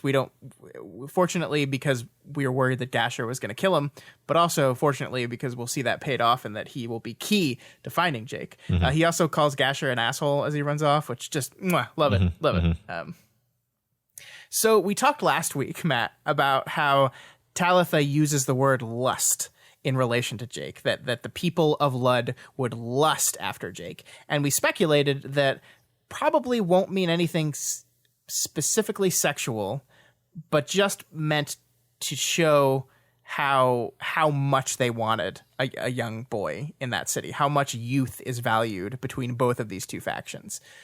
But then we get this part right here as Jake and Gasher first stand next to each other, where he bumped his crotch into Jake's buttocks. Maybe I ain't quite so far gone as I thought. Don't they say youth's the wine what makes old men drunk? We'll have us a time, won't we, my sweet little squint? Aye, we'll have such a time as will make the angels sing. So, yikes. Yeah, King is making very sure that we want this guy dead. Yeah, definitely. So, I mean, does that recontextualize Talitha's use of the word lust then? Or is this just an unfortunate coincidence that specifically this guy seems to want to use him for some truly reprehensible stuff as well? Oh, I don't know. I still stand by our original reading of the way Talitha intended the word. Sure. I think this guy's just like... just a scumbag. A monster, yeah. I mean, not to say that the city's not full of monsters, but this guy's particularly awful. Yeah, sure. So Gasher takes off with Jake, fulfilling his promise to Roland that he made to keep them alive for the trade. And they follow almost immediately, or rather, Jake and Gasher take off running through the city, and immediately they go through like a maze of buildings and concrete and steel beams. I love this moment right here where the text says, the street headed due east, diverging from the path of the beam, and Jake could see it become more and more choked with rubble and rickrack as it went. I love like just the use of the beam as just this perfect way to examine how bad things have gone, that like Jake has left the path of the beam now. They're off track. We'll see later that Susanna and Eddie's quest for the train station basically takes them just like all they have to do is just stay on the path of the beam and they'll get there basically. So like this makes it so clear how wrong this all is, how wrong this has gone, that Jake has now left the path of the beam. Absolutely. Yeah. It's a great metaphor or symbol, perhaps, that the beam, you're off the path. This is bad. Yeah. It's really great. I love it. So back at the bridge, though, the Tet finishes their crossing and then immediately sets out to get Jake back. But Roland thinks they should split up. Eddie and Susanna to go to looking for the train, and Roland himself to chase after Jake. And this is nerve-wracking, Matt. Yeah, this is about the point where I started to get really worried that like the fellowship is going to be split up because like Jake and Roland are getting very badly sidetracked. What if Eddie and Susanna can make it onto the train, but Roland and Jake don't, and they leave without them? Like this is all becoming very alarming to me. Yeah, and the text wants you to feel that way for sure, because you see the scene right here where it says, Roland turned and ran light-footed down the ramp. When he was out of sight, Eddie looked at Susanna and was not very surprised to see she was crying. He felt like crying himself. Half an hour ago, they had been a tight little band of friends. Their comfortable fellowship had been smashed to bits in the space of just a few minutes. Jake abducted, Roland gone after him. Even Oy had run away. Eddie had never felt so lonely in his life. I have a feeling we're never going to see either of them again, Susanna said. Of course we will, Eddie said roughly. But he knew what she meant, because he felt the same way. The premonition that their quest was all over before it was fairly begun lay heavy on his heart. In a fight with Attila the Hun, I'd give you 3-2 odds on Roland the Barbarian. Come on, Suze, we've got a train to catch. So, first of all, I now officially feel bad about saying that Eddie had never read Lord of the Rings, because based on this quote, he clearly has. But I think you're right that this is the breaking of our fellowship, right? And like normally, I think in a normal book, I'd take the thing Susanna says here with a big old grain of salt. This idea that I have a feeling we're never going to see either of them again. I would be like, yeah, okay, Susanna. But but King has this history of making declarative foresight statements like this and then making them come true, right? Like we've talked about this again and again throughout this series. I can vouch for the fact that he does this throughout his other books as well. He does this. And he's also spent the last chapter and a half establishing Susanna as this incredibly insightful person whose knowledge of things sometimes ranges on the extrasensory. Like she is psychic in some way. And I think it makes this statement, this moment, land with so much more power than it would normally. Because I think most people reading a book series, especially people like you that are reading it now that know that, hey, there are 7 books, are probably going to be like, no, you're wrong, Susanna. No, you're going to definitely see them again. But I think King has done the legwork to establish enough to give you doubt in that.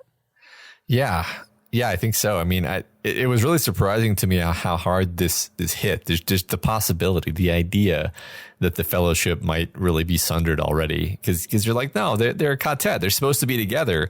They're like I was looking forward to reading the adventures of this particular group of people and playing off of each other and helping each other and supporting each other. And they're supposed to be together. And you know, if we really are following the Lord of the Rings playbook, and this is the breaking of the Fellowship, then they don't ever really get back together again. They see each other again, but it's basically after everything is done, and one of them is dead, and so it's not really getting back together, is it? No, it's not. It's not. So yeah, I mean, I think there is a real feeling here that maybe these are just 2 separate adventures from now on. It's very concerning, But yeah, I like that Eddie tries to give a little comfort there at the end. Yeah, me too. I mean, it does ring a bit hollow, but you want to believe him so much. I mean, I'm sitting here. I don't know what happens. Yeah. I really want them to come to get back together. I feel like they probably won't, and maybe that's because I don't know. I tend to outplay myself when I make predictions. So who knows really? But I wouldn't be surprised either way, I guess is maybe how I should phrase it. Which makes me very worried, which is a good place to be in when you're reading a book. Sure. Yeah. So then we cut back to Jake and Gasher. And I think this is basically what we're going to be doing throughout the rest of this chapter specifically, or this part of this chapter at least, where we're going to be cutting between our 3 groups now, because our Tet has broken apart, and so we're going to be cutting between the 3 different groups of them. This one is Jake and Gasher, and Matt, I think we've talked about this before, but I think when I look back at this project when we're done a year and a half from now, the one thing I'm going to remember the most is the ways in which you've linked so much of the events of the story to Lord of the Rings, because like I knew that King called this, King said he wanted to make his own Lord of the Rings. Like I knew that. I knew that was a story that was important to him. And I knew the most obvious connections, but I'd never really thought of it in different ways. But as you've already said, Gasher is basically an orc. He's gross. He talks in an orcish manner, which is like the movie specifically, the Lord of the Rings movies make orcs talk like kind of piratey. Yeah. And that's exactly what Gasher talks like here. And he's forcing Jake the Hobbit to run very fast through this ruined city. Yeah, absolutely. I mean, you've now pushed me to go even farther and to match everything up. So yeah, if this is the breaking of the Fellowship right here, this is the part where the Uruk-hai grab Merry and Pippin, read Jake, and then Aragorn, Legolas, and Gimli, read Roland and Oy, have to chase them down, while meanwhile Frodo and Sam, read Eddie and Susan, go on to the Dark Tower. I mean Mount Doom. So like I don't want to be overly literal with the comparisons, but this element of like a disgusting orc pushing this little person on and making all kinds of vile threats really reminds me of that element. And the group is breaking into 3 groups. So, you know, if it's interesting though, because if there is a direct parallel, I just wonder how far we can take it. Like, okay, is Jake going to be saved by Roland, or is he going to be saved by some intercessing third party in the same way that Merry and Pippin were saved by Treebeard? Like how predictive can we get? And I think the answer is, I don't know. Because so far, I wouldn't say that any of the Lord of the Rings comparisons have enabled me to make any real predictions. But yeah, like I think if you had said a book ago that like, well, surely the breaking of the Fellowship's going to happen, I would have been like, wow, that's impressive. I agree that these comparisons are fun, but I don't think they're very predictive, because I think King is just going to weave in and out of them as he feels like. Also, like I don't know of any Gandalf in this story, you know, like there's things that kind of don't or like Gandalf was like Gandalf. Like Jake was the Gandalf, and now Jake is the Hobbit, right? So like Sure. it's not strict at all. No. Yeah. I think it's more using it as like familiar imagery and ideas and concepts that it is. I'm trying to follow the line of the story, kind of thing. But it's fun. It's still fun. Oh yeah, it is. It's a lot of fun. So Gasher tells Jake he's going to meet the TikTok man. And then we're like, that's scary. Who's that? We don't actually know what that means at all, but it comes off as super ominous. We also see here that there are several booby traps that Jake is being led through, including invisible wires that will cause rubble to collapse, and a couple metal plates that, if stepped on, would cause a giant fountain that's just been like lifted up into the air to drop down on the victim.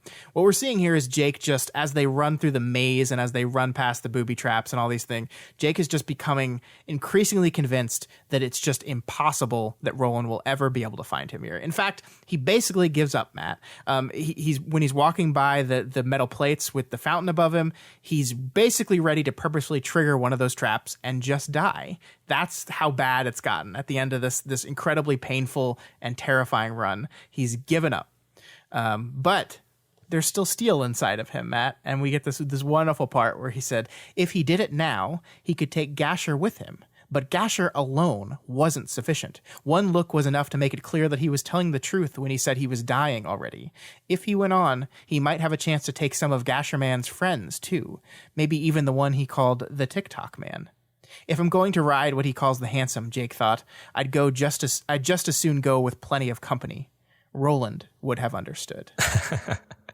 Oh, I fucking love it.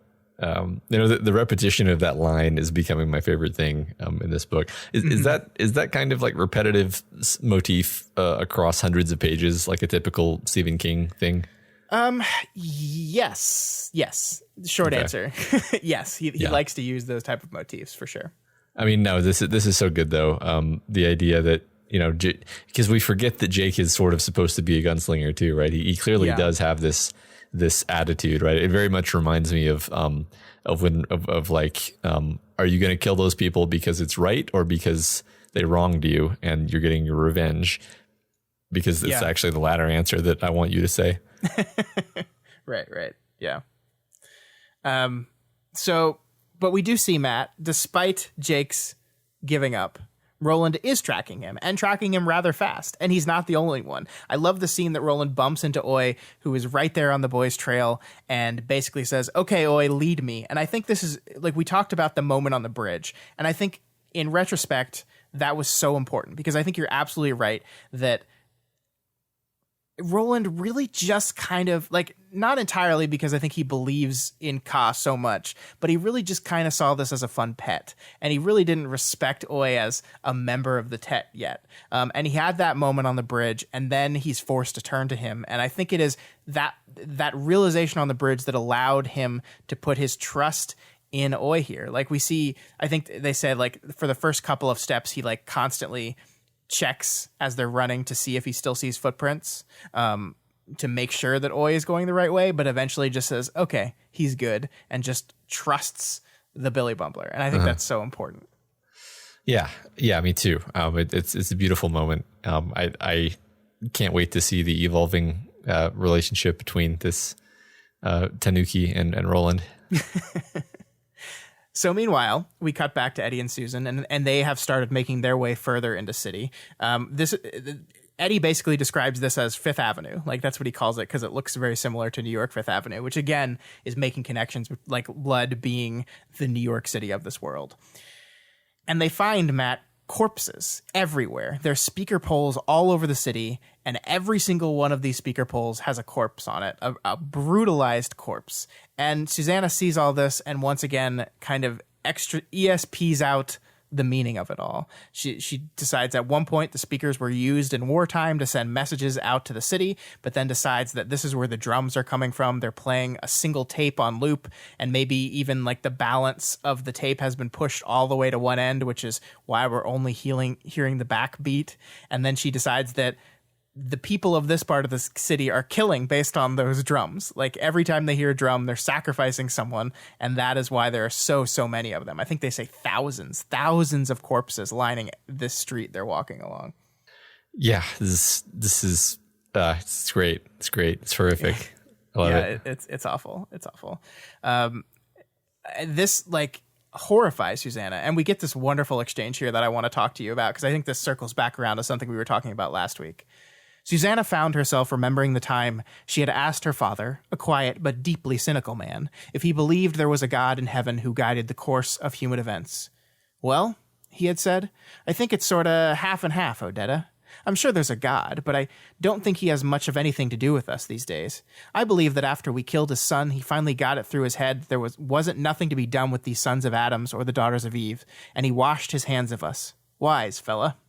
She had responded to this, which she had fully expected. She was 11 at the time, and knew the turn of her father's mind quite well, by showing him a squib on the community church's page of the local newspaper. It said that Reverend Murdoch of the Grace Methodist Church would that Sunday elucidate on the topic, God speaks to each of us every day, with a text from 1 Corinthians. Her father had laughed over that so hard the tears had squirted from the corner of his eyes. Well, I guess each of us hears someone talking, he had said at last, and you can bet your bottom dollar on one thing, sweetie. Each of us, including this here Reverend Murdoch, hears that voice say just exactly what he wants to hear. It's so convenient that way.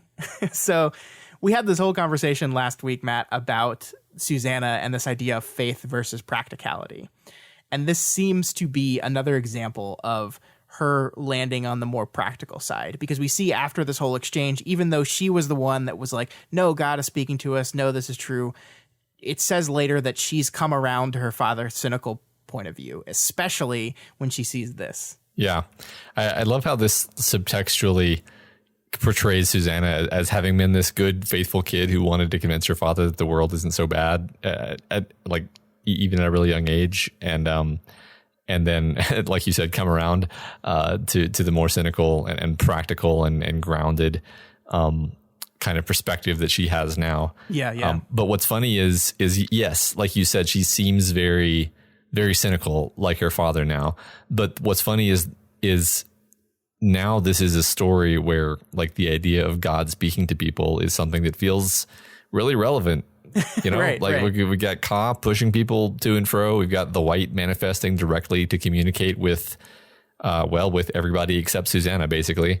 Mm-hmm. Not literally, but yeah, I mean, she has the least experience with these kind of magical things. And she probably also has like the worst history of bad shit happening to her specifically. So yeah. Like it's funny. It's not funny. It's fascinating that her story, she's very justified in her cynicism, but she's also sort of wrong because she just doesn't understand that they are actually kind of being ushered and maybe even protected by these forces. Right. I mean, that's such an interesting idea to introduce into a story like this, right? Because she's right in regards to the people of Lud, right? Because we learn that the pubes do indeed hear these drums and have indeed decided that they are the gods of the city talking to them and telling them to sacrifice people. That is something that we learn later in this chapter, that is exactly what's going on. And the reason, the thought that Susanna had that led to this antidote was that prediction, which turns out to be right. Mm-hmm. But you're also 100% right that this is what is happening to our Ka-tet. Like even the name Ka-tet is a group bound by fate in which Ka is leading them and talking to them. And yes, she has not experienced that in the ways the others have, but she has continually over the past few chapters had these super prescient visions of and understandings of things beyond just normal reasoning and practical understanding. Like, right? Like yeah. The text has made it very clear that this has been something beyond just logic and cause and effect chains to build what something probably look like or what something means. It is something beyond that. So yeah, she's not in as direct communication, but it seems like Ka is influencing her and pushing her. And she has said she believes in Ka, but the story is kind of introducing a concept that, the things that you think are the powers or God or the Almighty or Ka, let's say, leading you is just you hearing what you want to hear. Mm-hmm. And King has now introduced this in a story in which so much of our character's actions seems to be led and pushed forward by this thing. Yeah. So like it kind of, I think, causes you to question that a little bit. It does, or at least it helps you understand why Susanna seems less bought in. Yeah. Like her position is very understandable. And I mean, for all we know, like Kai's bad. Like we don't know. Like we've Roland certainly doesn't believe so, but the main characters are allowed to be wrong about important things. So sure. Yeah. The other thing that this reminded me of is just the fact that Roland and Eddie are two people who do indeed hear voices in their head. They don't believe that they're God, but Roland hears a handful of people. Eddie tends to hear Henry, and those voices usually don't say what those men want to hear. Sure. They're usually being terrible to them. So I know that's not what she's talking about here, but it did remind me of it. Yeah, no, that's true. I like that. Cool. So Eddie and Susanna eventually find that the path of the beam actually lines up perfectly with the street in the middle of the city, guarded by a giant stone turtle, Matt, which is important. We know that the turtle is one of the guardians, and they call this the street of the turtle, and they just head further down it, and then we say goodbye to them for a little bit. Yeah, it basically, this is like saying Roland and Jake are like deviating tremendously, and these guys are right on the path. Like there's the turtle right there. You're right on your course. Yep. Yeah. So we're back with Roland, and he continues to track Jake using Oi to make actually very incredible speed. He actually manages to see the wires that would spring one of the traps almost by accident. I think he stops because he sees Jake's pack, and then only belatedly sees the wires. And he even says here, it had been a close call and only Ka had saved him, which is, I mean, so funny to contrast with just this conversation about faith and higher powers and everything that we were just having with Susanna. It's really great. I love it. Right. Which is, and it is funny because you can't really contradict him. Like you can say, no, like you saw the backpack because they took off the backpack there because they stopped there because that's where the wires were. That's not Ka. That's just how that played out. But like he would just be like, well, that's how Ka chose to take advantage of the situation. And you're like, whatever. Sure. Fine. Sure. Yeah. I do love this part where after they climb under the wires, Oi is like super desperate to continue to go forward to get Jake because he loves Ake so much, but Roland needs him to follow behind him because he knows there are booby traps there. And there's this wonderful moment where he says, to me, Oi, Roland didn't know if the bumbler could understand or if he would obey even if he did, but it would be better, safer, if he stayed close. Where there was one booby trap, there were apt to be more. Next time, Oi might not be so lucky. Ake, Oi barked, not moving. The bark was assertive, but Roland thought he saw more of the truth about how Oi felt in his eyes. They were dark with fear. And I'm just reading this because Oi isn't repeating here. A lot of what he does is just repeat the last thing people say, right? Like he's called Oi because he said the first thing Jake said was, come here, boy. And he repeated that. He says Jake. But here he says Jake. I mean, Roland did not say Jake here. He's not repeating the word Jake. He's just saying, no, I want to go get Jake. Yeah. So he's talking. He's just fully talking now. Yeah. I mean, I can't express my delight when Oi and Roland meet up and you realize that Roland can use Oi to track Jake. It's a great moment. You're just like, yeah, it's going to work. And then like you say, Oi kind of proceeds to shatter any remaining doubt that he's like a person, basically. He's having a conversation with Roland here, essentially. And yeah, I love everything about this. Yeah, it's really wonderful. So back with Eddie and Susanna as they race down the street of the turtle. Eddie sees what he calls classical buildings that remind him of the shows about Rome that he watched as a kid, which I think is just like a very adorable way to describe certain type of architecture when you don't have the words for it. Like, I think it's just great. Yeah. But he sees... First, they see a gigantic dish-shaped object lay in the street just ahead, and Eddie's overstrained mind, perhaps cued by the classical buildings on either side of him, produce an image of Jove and Thor playing frisbee. Jove throws one wide, and Thor lets it fall through a cloud. What the hell? It's Miller time on Olympus anyway. Frisbees of the gods, he thought, swerving Susanna between two crumbling rusty cars. What a concept. So first of all, I have to say that Jove is such an unusual reference to Jupiter that I actually had to look it up, and I genuinely thought Jove was referring to Jehovah, and of course Thor is not in the same pantheon as Jupiter anyway, so that's it's all pretty hilarious. But anyway, I'm glad you pulled this out because I have no idea what's going on here, and it actually did stick out to me in a way where I was like, what this shaped object? Like, okay, I think it's just a satellite dish. Okay, if you're sure, because I was like, because the reference to frisbees of the gods reminded me of chariots of the gods, which is the the book about flying saucers. It's a flying saucer. It's a dish shaped object. It's a flying saucer. It's a spaceship. It fell from the sky. It's aliens, Scott. There's aliens in this book. Okay, I think you're doing the adore thing again. Why else would they draw our attention to it? Okay, all right. Because it's just cool flavor. Yeah, no, I think the thing I love, the reason I pulled it is because of the Jove and Thor thing, because I do think that's fascinating. Because, yeah, for those that don't know, Jove is another name for Jupiter, who is the Roman version of the head of the Greek pantheon, our boy Zeus. And, yeah, Thor is a different... Thor is a Norse god of thunder. Norse. So, like, I don't know if this is Eddie just not knowing his Greek gods. And I think I kind of just want to read it as that, of just like Eddie has a lot of information about a lot of different things, but not in the way that like it's all like fully established in his mind. Where like, I just love the idea that he just didn't know that these two gods weren't in the same pantheon. Sure, yeah. Because he obviously thinks it's Olympus, right? It's a Miller time on Olympus. I mean, yeah. Maybe just the idea of two gods from different pantheons like tossing frisbee over the world is just something he loves in his head. Sure. But I do agree that choosing Jove here isn't like, I mean, most of us would say Zeus. I think a less but pretty large contingent would say Jupiter, maybe. But nobody calls Zeus Jove. Yeah.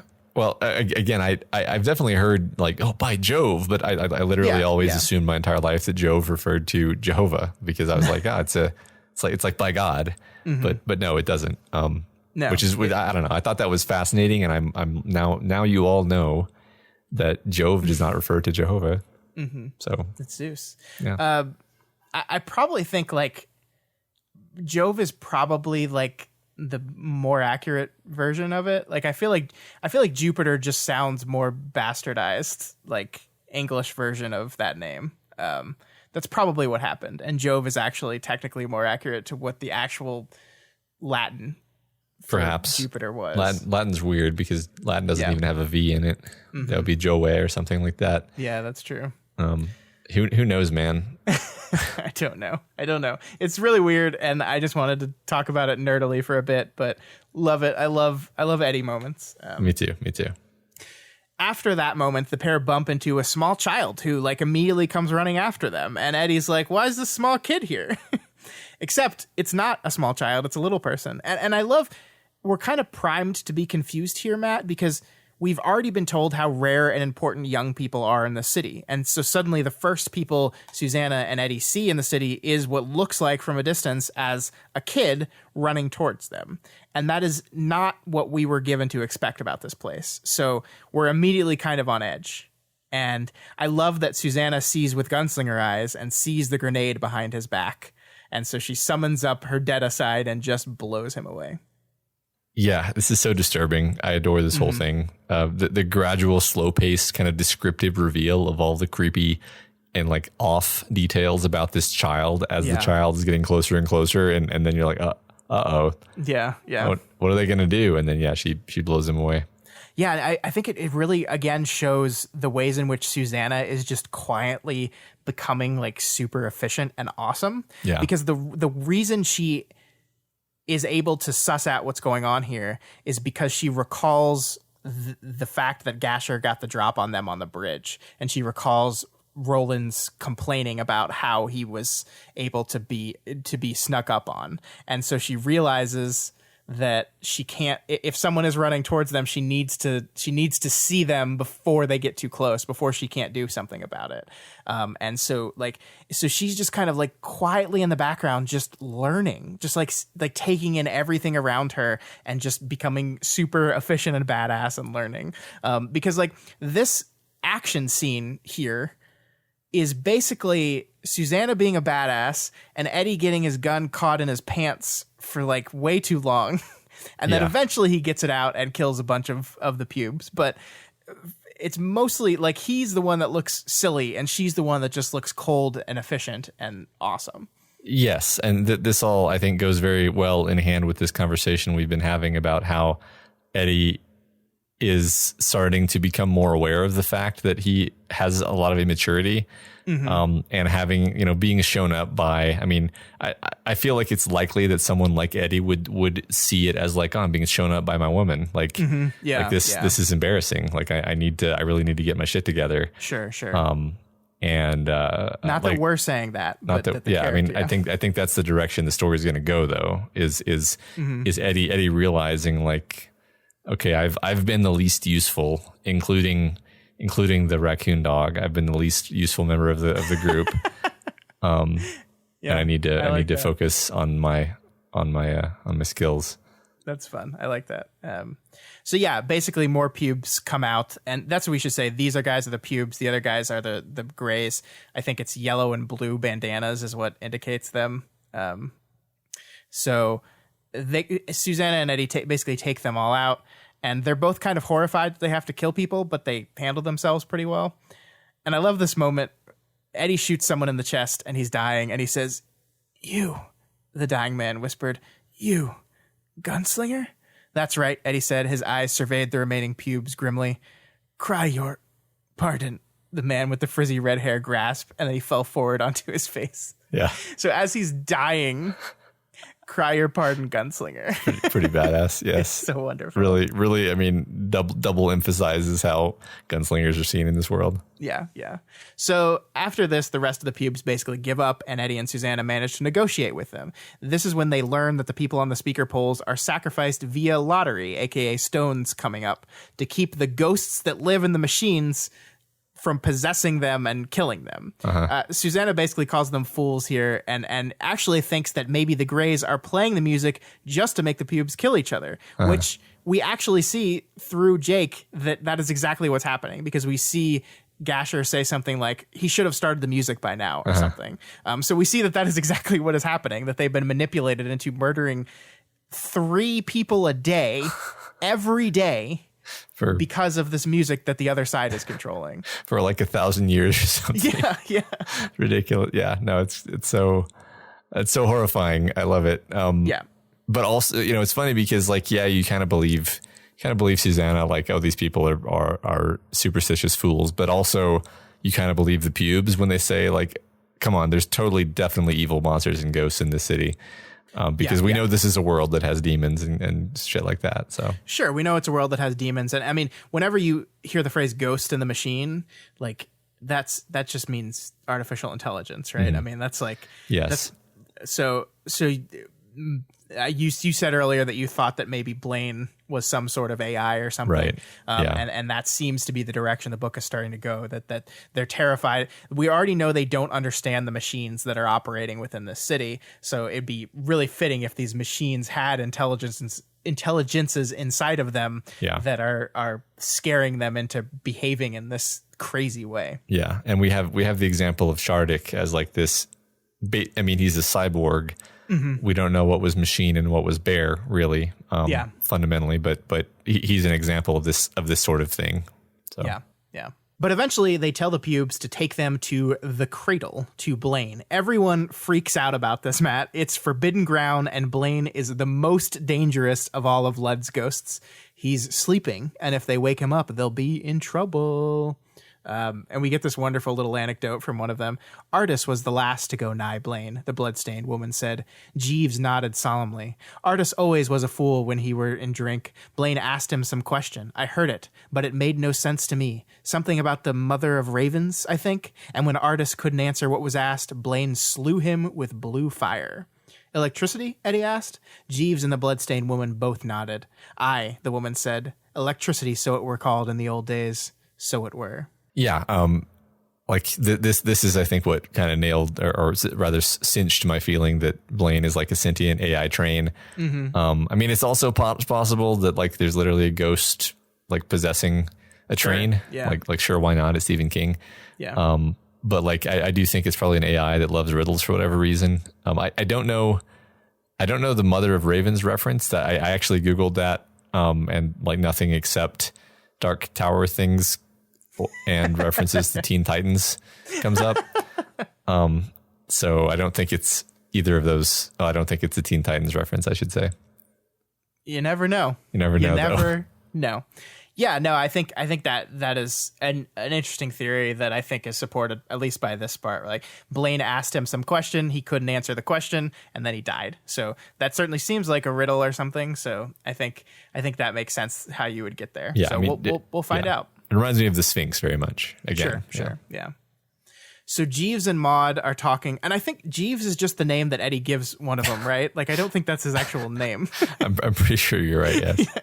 Jeeves and Maud are talking, and they're talked into taking Eddie and Susanna to the cradle, though they won't go with him at all. They won't do it. The two eventually find the building and note that it's decorated with sculptures of animals, bear and turtle, fish and rat, horse and dog, which ringed at the top of the building in 2x2 parade and understood it was a place they had come to find. I think this is great because you immediately see, I was like, oh, these are the Beam Guardians. It establishes this cradle as the focal point of the city. The most important point for our characters is the point decorated and protected by all these guardians. Mm-hmm.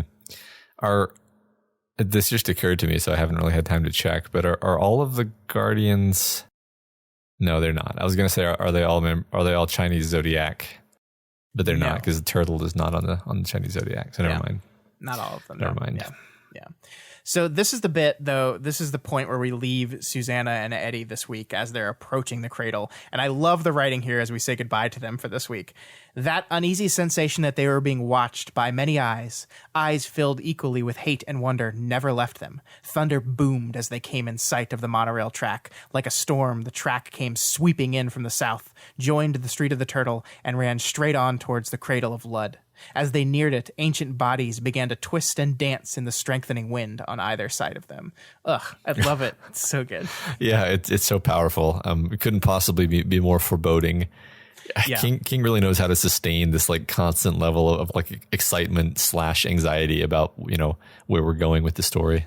Yeah, he's just created this place that is like protected by the Guardians, which in theory should be comforting, but the only Guardian we met was a crazed bear monster that tried to kill our character, so that's not any comforting. There's this giant turtle statue on this street that they're going down that theoretically should be comfortable, but none of it does. And then thunder booming, the track is compared to the storm itself, and then just to twist the knife a little bit more, as the wind picks up, all the corpses that line this entire street start to move around as they walk closer to the train station. Yeah. Which, like, the Cradle of Lud, I think, is such a powerful phrase for a train station. Yeah. I know, basically, Roland says that, in my world, train stations are called cradles. Is that true? Is that a true, I don't actually know if a word for train station was cradle at some point in our past. I don't know. I've never heard it used that way. Neither have I. So that might just be something unique to Midworld. And it's just the Cradle of Lud. It just has this ominousness just in saying it. It feels important. It feels powerful. It feels scary. I love it. Yeah. I guess I'll wait until they get to the cradle to see if there's something about it that makes it more cradle-like than, the closest thing I can get is to remember the cat's cradle reference and think of a train station as like a hub in a complicated tangle of routes. But that's not really, I don't know. That seems like a stretch. We'll let that one go for now. Sure. Yeah. We'll get there. We will. Our characters will get into the cradle. I think that's the thing I can safely say. Okay. All right. Thanks. Yeah. So we go back with Jake, and the boy and Gasher get to a manhole cover, which Gasher forces Jake to remove and orders him to climb down in the sewers. These are the Greys, and apparently the Greys all live underground, so that's why they're heading into the sewers. And as he struggles to do it, first he kind of does it half-heartedly, and he just gets the shit beaten out of him. And then he manages to barely lift it up himself. But right as he's about to climb down into the sewers, they hear a huge boom, and it's the fountain collapsing. Collapsing on Roland, Gasher assumes. And Jake kind of assumes as well. So we leave Jake fearing that Roland is dead and climbs into the sewers. So the question I have to ask you, Matt, is Roland dead? Because we have this opportunity here, because we're cutting this chapter in half, to actually have fun with this. Is Roland dead? Nah. I will say... Are you sure? Yeah, I'm pretty sure. I will say that cutting back and forth between the perspectives in this chapter just drove me crazy. Like, I didn't dislike it, but like it's obvious, it's obviously very common in books in general to during climactic moments to cut back and forth. Even in this very book, during Jake's drawing, they did the same thing. But the fact is, I was way more worried about Jake than I was about whether Eddie and Susanna would find Blaine. And so whenever we were with Eddie and Susanna, I kind of wanted to be back with Jake or Roland to resolve that. I think that's just always a risk that you run when you have multiple points of view, especially in a really climactic and intense part of the book. But I do think the King was able to counterbalance this feeling on my part, as the reader, by making Eddie and Susanna's like their little adventure is just absolutely wild and full of this crazy imagery. Like you can't once the little person dressed in the frilly clothes runs out, you're there with them. Yeah, sure. So yeah, it was really interesting, really well done, and I loved it overall. Yeah, I think I agree with you that just the way it's established, the Jake side of it has more tension and more concern, more immediate concern. The reason I do think it works is because we've had these two groups, the pubes and the grays, kind of built up in our mind before we got here. And King has very naturally just divided our team to handle each of them at the same time. So like the reason why I really like the Eddie and Susanna stuff early on is because we're learning about this other faction, and they are different in really interesting ways. Yeah, for sure. So yeah, I mean, I agree with you. Like, it's always a thing that really bugs me when books do that, when they like, and we kind of did it this week too, just in how I divided the chapters, because this is kind of a cliffhanger for us where like, is Roland dead? We don't know. Jake is going down to the sewer assuming that he is. And so he's going to behave in this next chapter as if Roland is dead, whether or not he is or not. But yeah, I mean, like any book you read that has multiple point of views that cuts between them, there's always that moment when you turn the page and realize you're jumping to someone else, where you're just kind of like, no, but I want to see what happens with this guy. Exactly. And I think that's a really difficult thing to navigate as an author, because I get the desire as a writer to jump between those perspectives, but yeah, I've never not felt that, no matter how much I like the book. Like I love A Song of Ice and Fire. There's always those moments where the chapter finishes and you're just like, no, I want to read the Sansa chapter again. Yeah. Well, he's particularly bad at ending chapters on relative cliffhangers. Yeah. I think, and then by the time we get back to the point of view character, the thing that was on the cliffhanger has actually already happened. Yeah. And we have to find out, we have to figure it out through context. Yeah. It's like, damn it, George. Yeah. Why are you so good at this? I know. But I mean, I think ultimately I would say, like, I'm actually impressed that I cared about what was happening with Susanna and Eddie at all, considering how relatively dire their situation was relative to Jake's. Like, it just seemed like, you know what I mean? Like, yeah. Okay, cool. No, I think you're right. I think this is one of the stories in which it's bothered me the least. It also helps. I think one of the things that when King does this, and this is not the only book he does this in, but when King does this, his sections are rather short. So it's not like you break away from Jake and don't come back to him for 50 pages. It's like you break away from Jake for like 6 pages and some interesting stuff is going on. And then you go to Roland to update on his quest to find Jake. And then you might break away for 5 more pages and then you come back. You know, it's relatively short. His chapters and his point of view shifts are relatively short. And I think that makes the annoyance or the restlessness like a little bit more minor than it normally would. I think you're right. Cool. Well, that is it for this week's reading. We left on a cliffhanger. So sorry about that, everyone. I think most of the people listening to this probably just read ahead if they're reading along. But Matt, you were not allowed to do that. So really, I should just be apologizing to just you and only you. Yes. Well, that's okay. Let's just wrap this up, Scott, so I can get back to reading. Okay. We'll do. So, do you have any? I mean, I guess you made some predictions already throughout the show. So yeah, I think Blaine's an AI train. I think he's going to tell riddles or ask riddles. I think the fellowship is broken. I'm not happy about that. I don't want it to be true, but I think I have to predict it just based on my gut. Okay. Okay. Hey folks, before we get into the discussion question this week, I've got a brief addendum here coming from the future. At least, well, it's your past. It's the future compared to the voice you have just been listening to for the past 2 hours. It makes sense.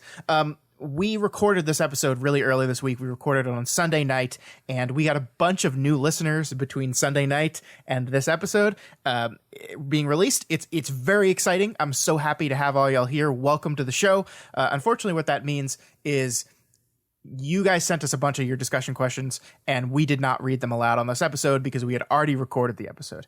I just wanted to put this here because I just wanted all you new folks to know it's not that I'm ignoring your questions. I read them all. I read your emails and your posts on the Reddit.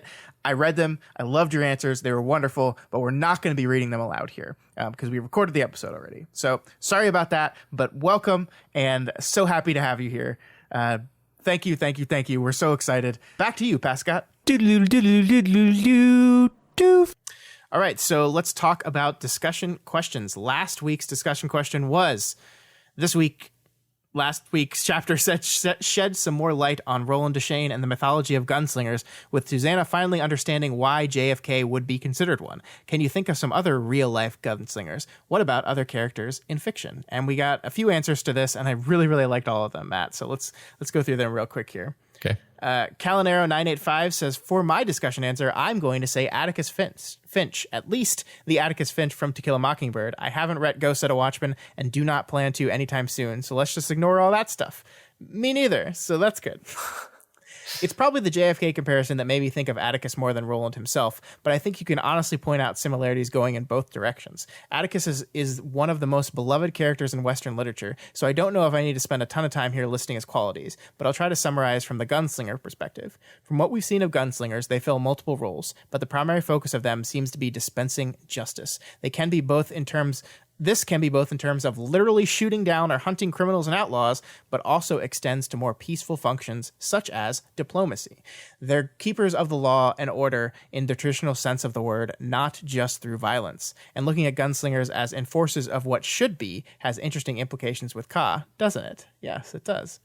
Looking at Atticus through that lens, it's easy to see the similarities. He is dedicated to justice and fairness in his career as a lawyer.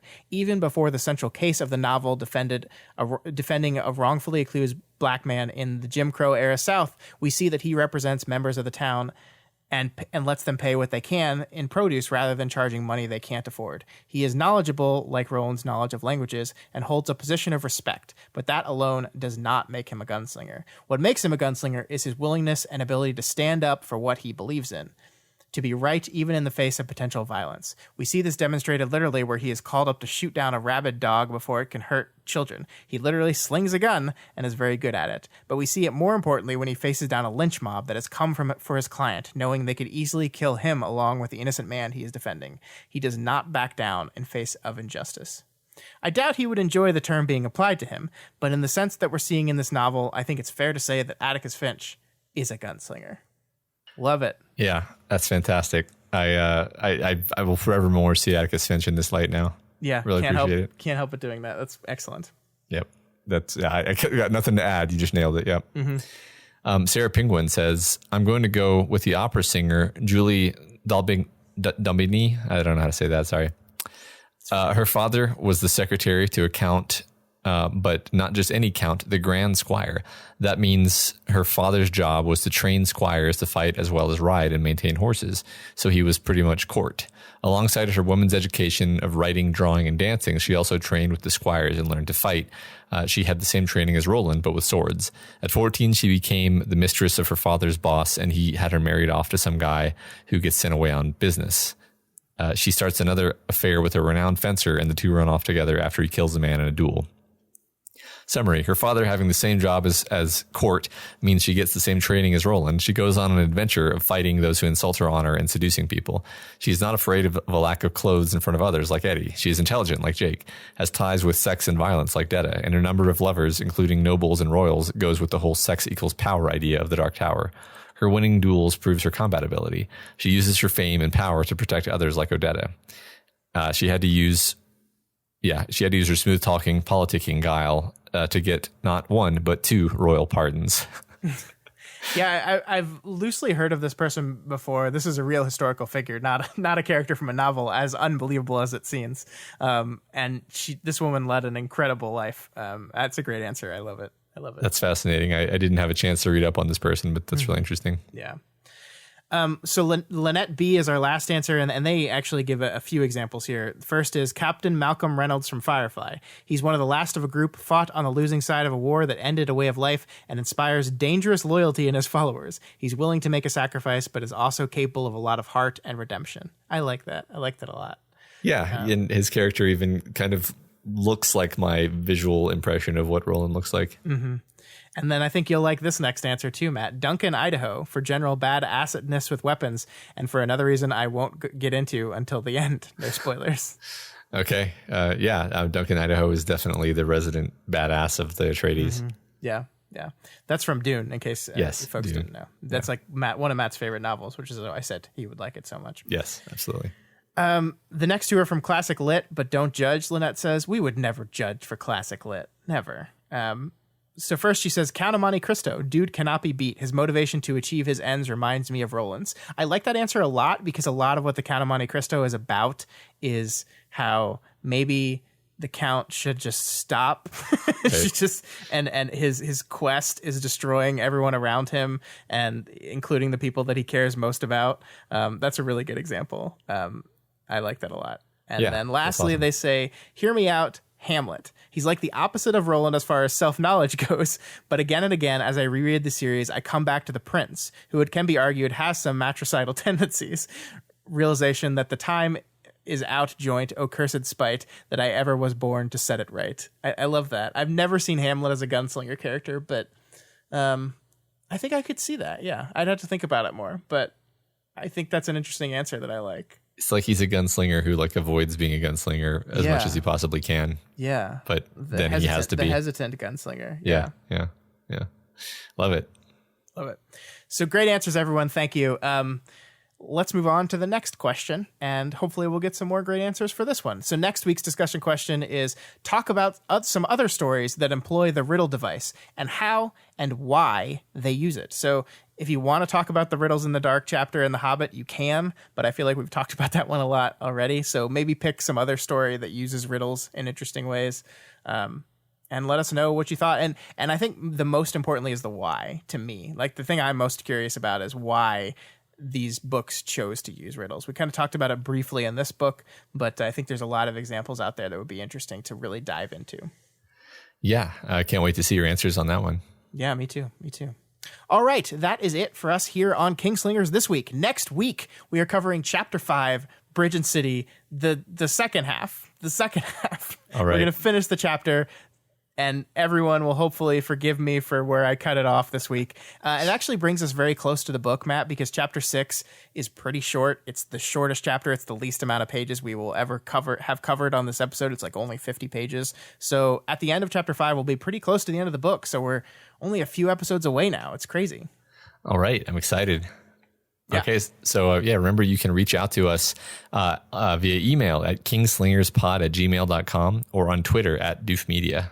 Yeah, and those are the places to put the discussion question answers, as well as our subreddit r/doofmedia, or on the YouTube video if you're watching this podcast on YouTube or listening on. Is watching a podcast on YouTube the correct thing to say? I don't even know. I mean, I think either is fine actually. Sure. Yeah. If you are not already subscribed to Kingslingers, what are you doing? Do it now. Do it. It's on iTunes, Stitcher, Spotify, YouTube, Google Play, all the other ones that just take from one of those sites. It's on all of them. Just go to them. You have a phone? Use it. Yeah, subscribe on all of those things so that you're just assaulted with notifications. Yeah, you'll definitely not miss it.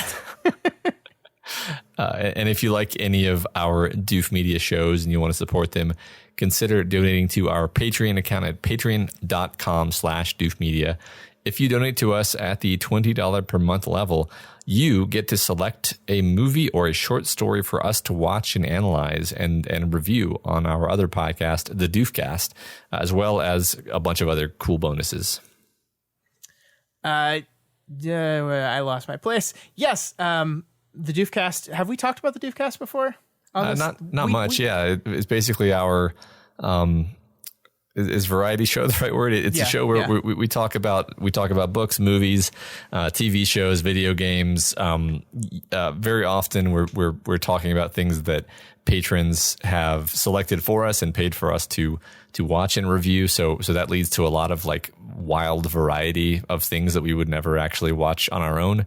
And then we also do other stuff like we do series where we deconstruct particular directors that we actually, really appreciate and want to study, one movie at a time. We're sort of in the middle of the David Fincher deconstruction series right now, actually. Mm-hmm.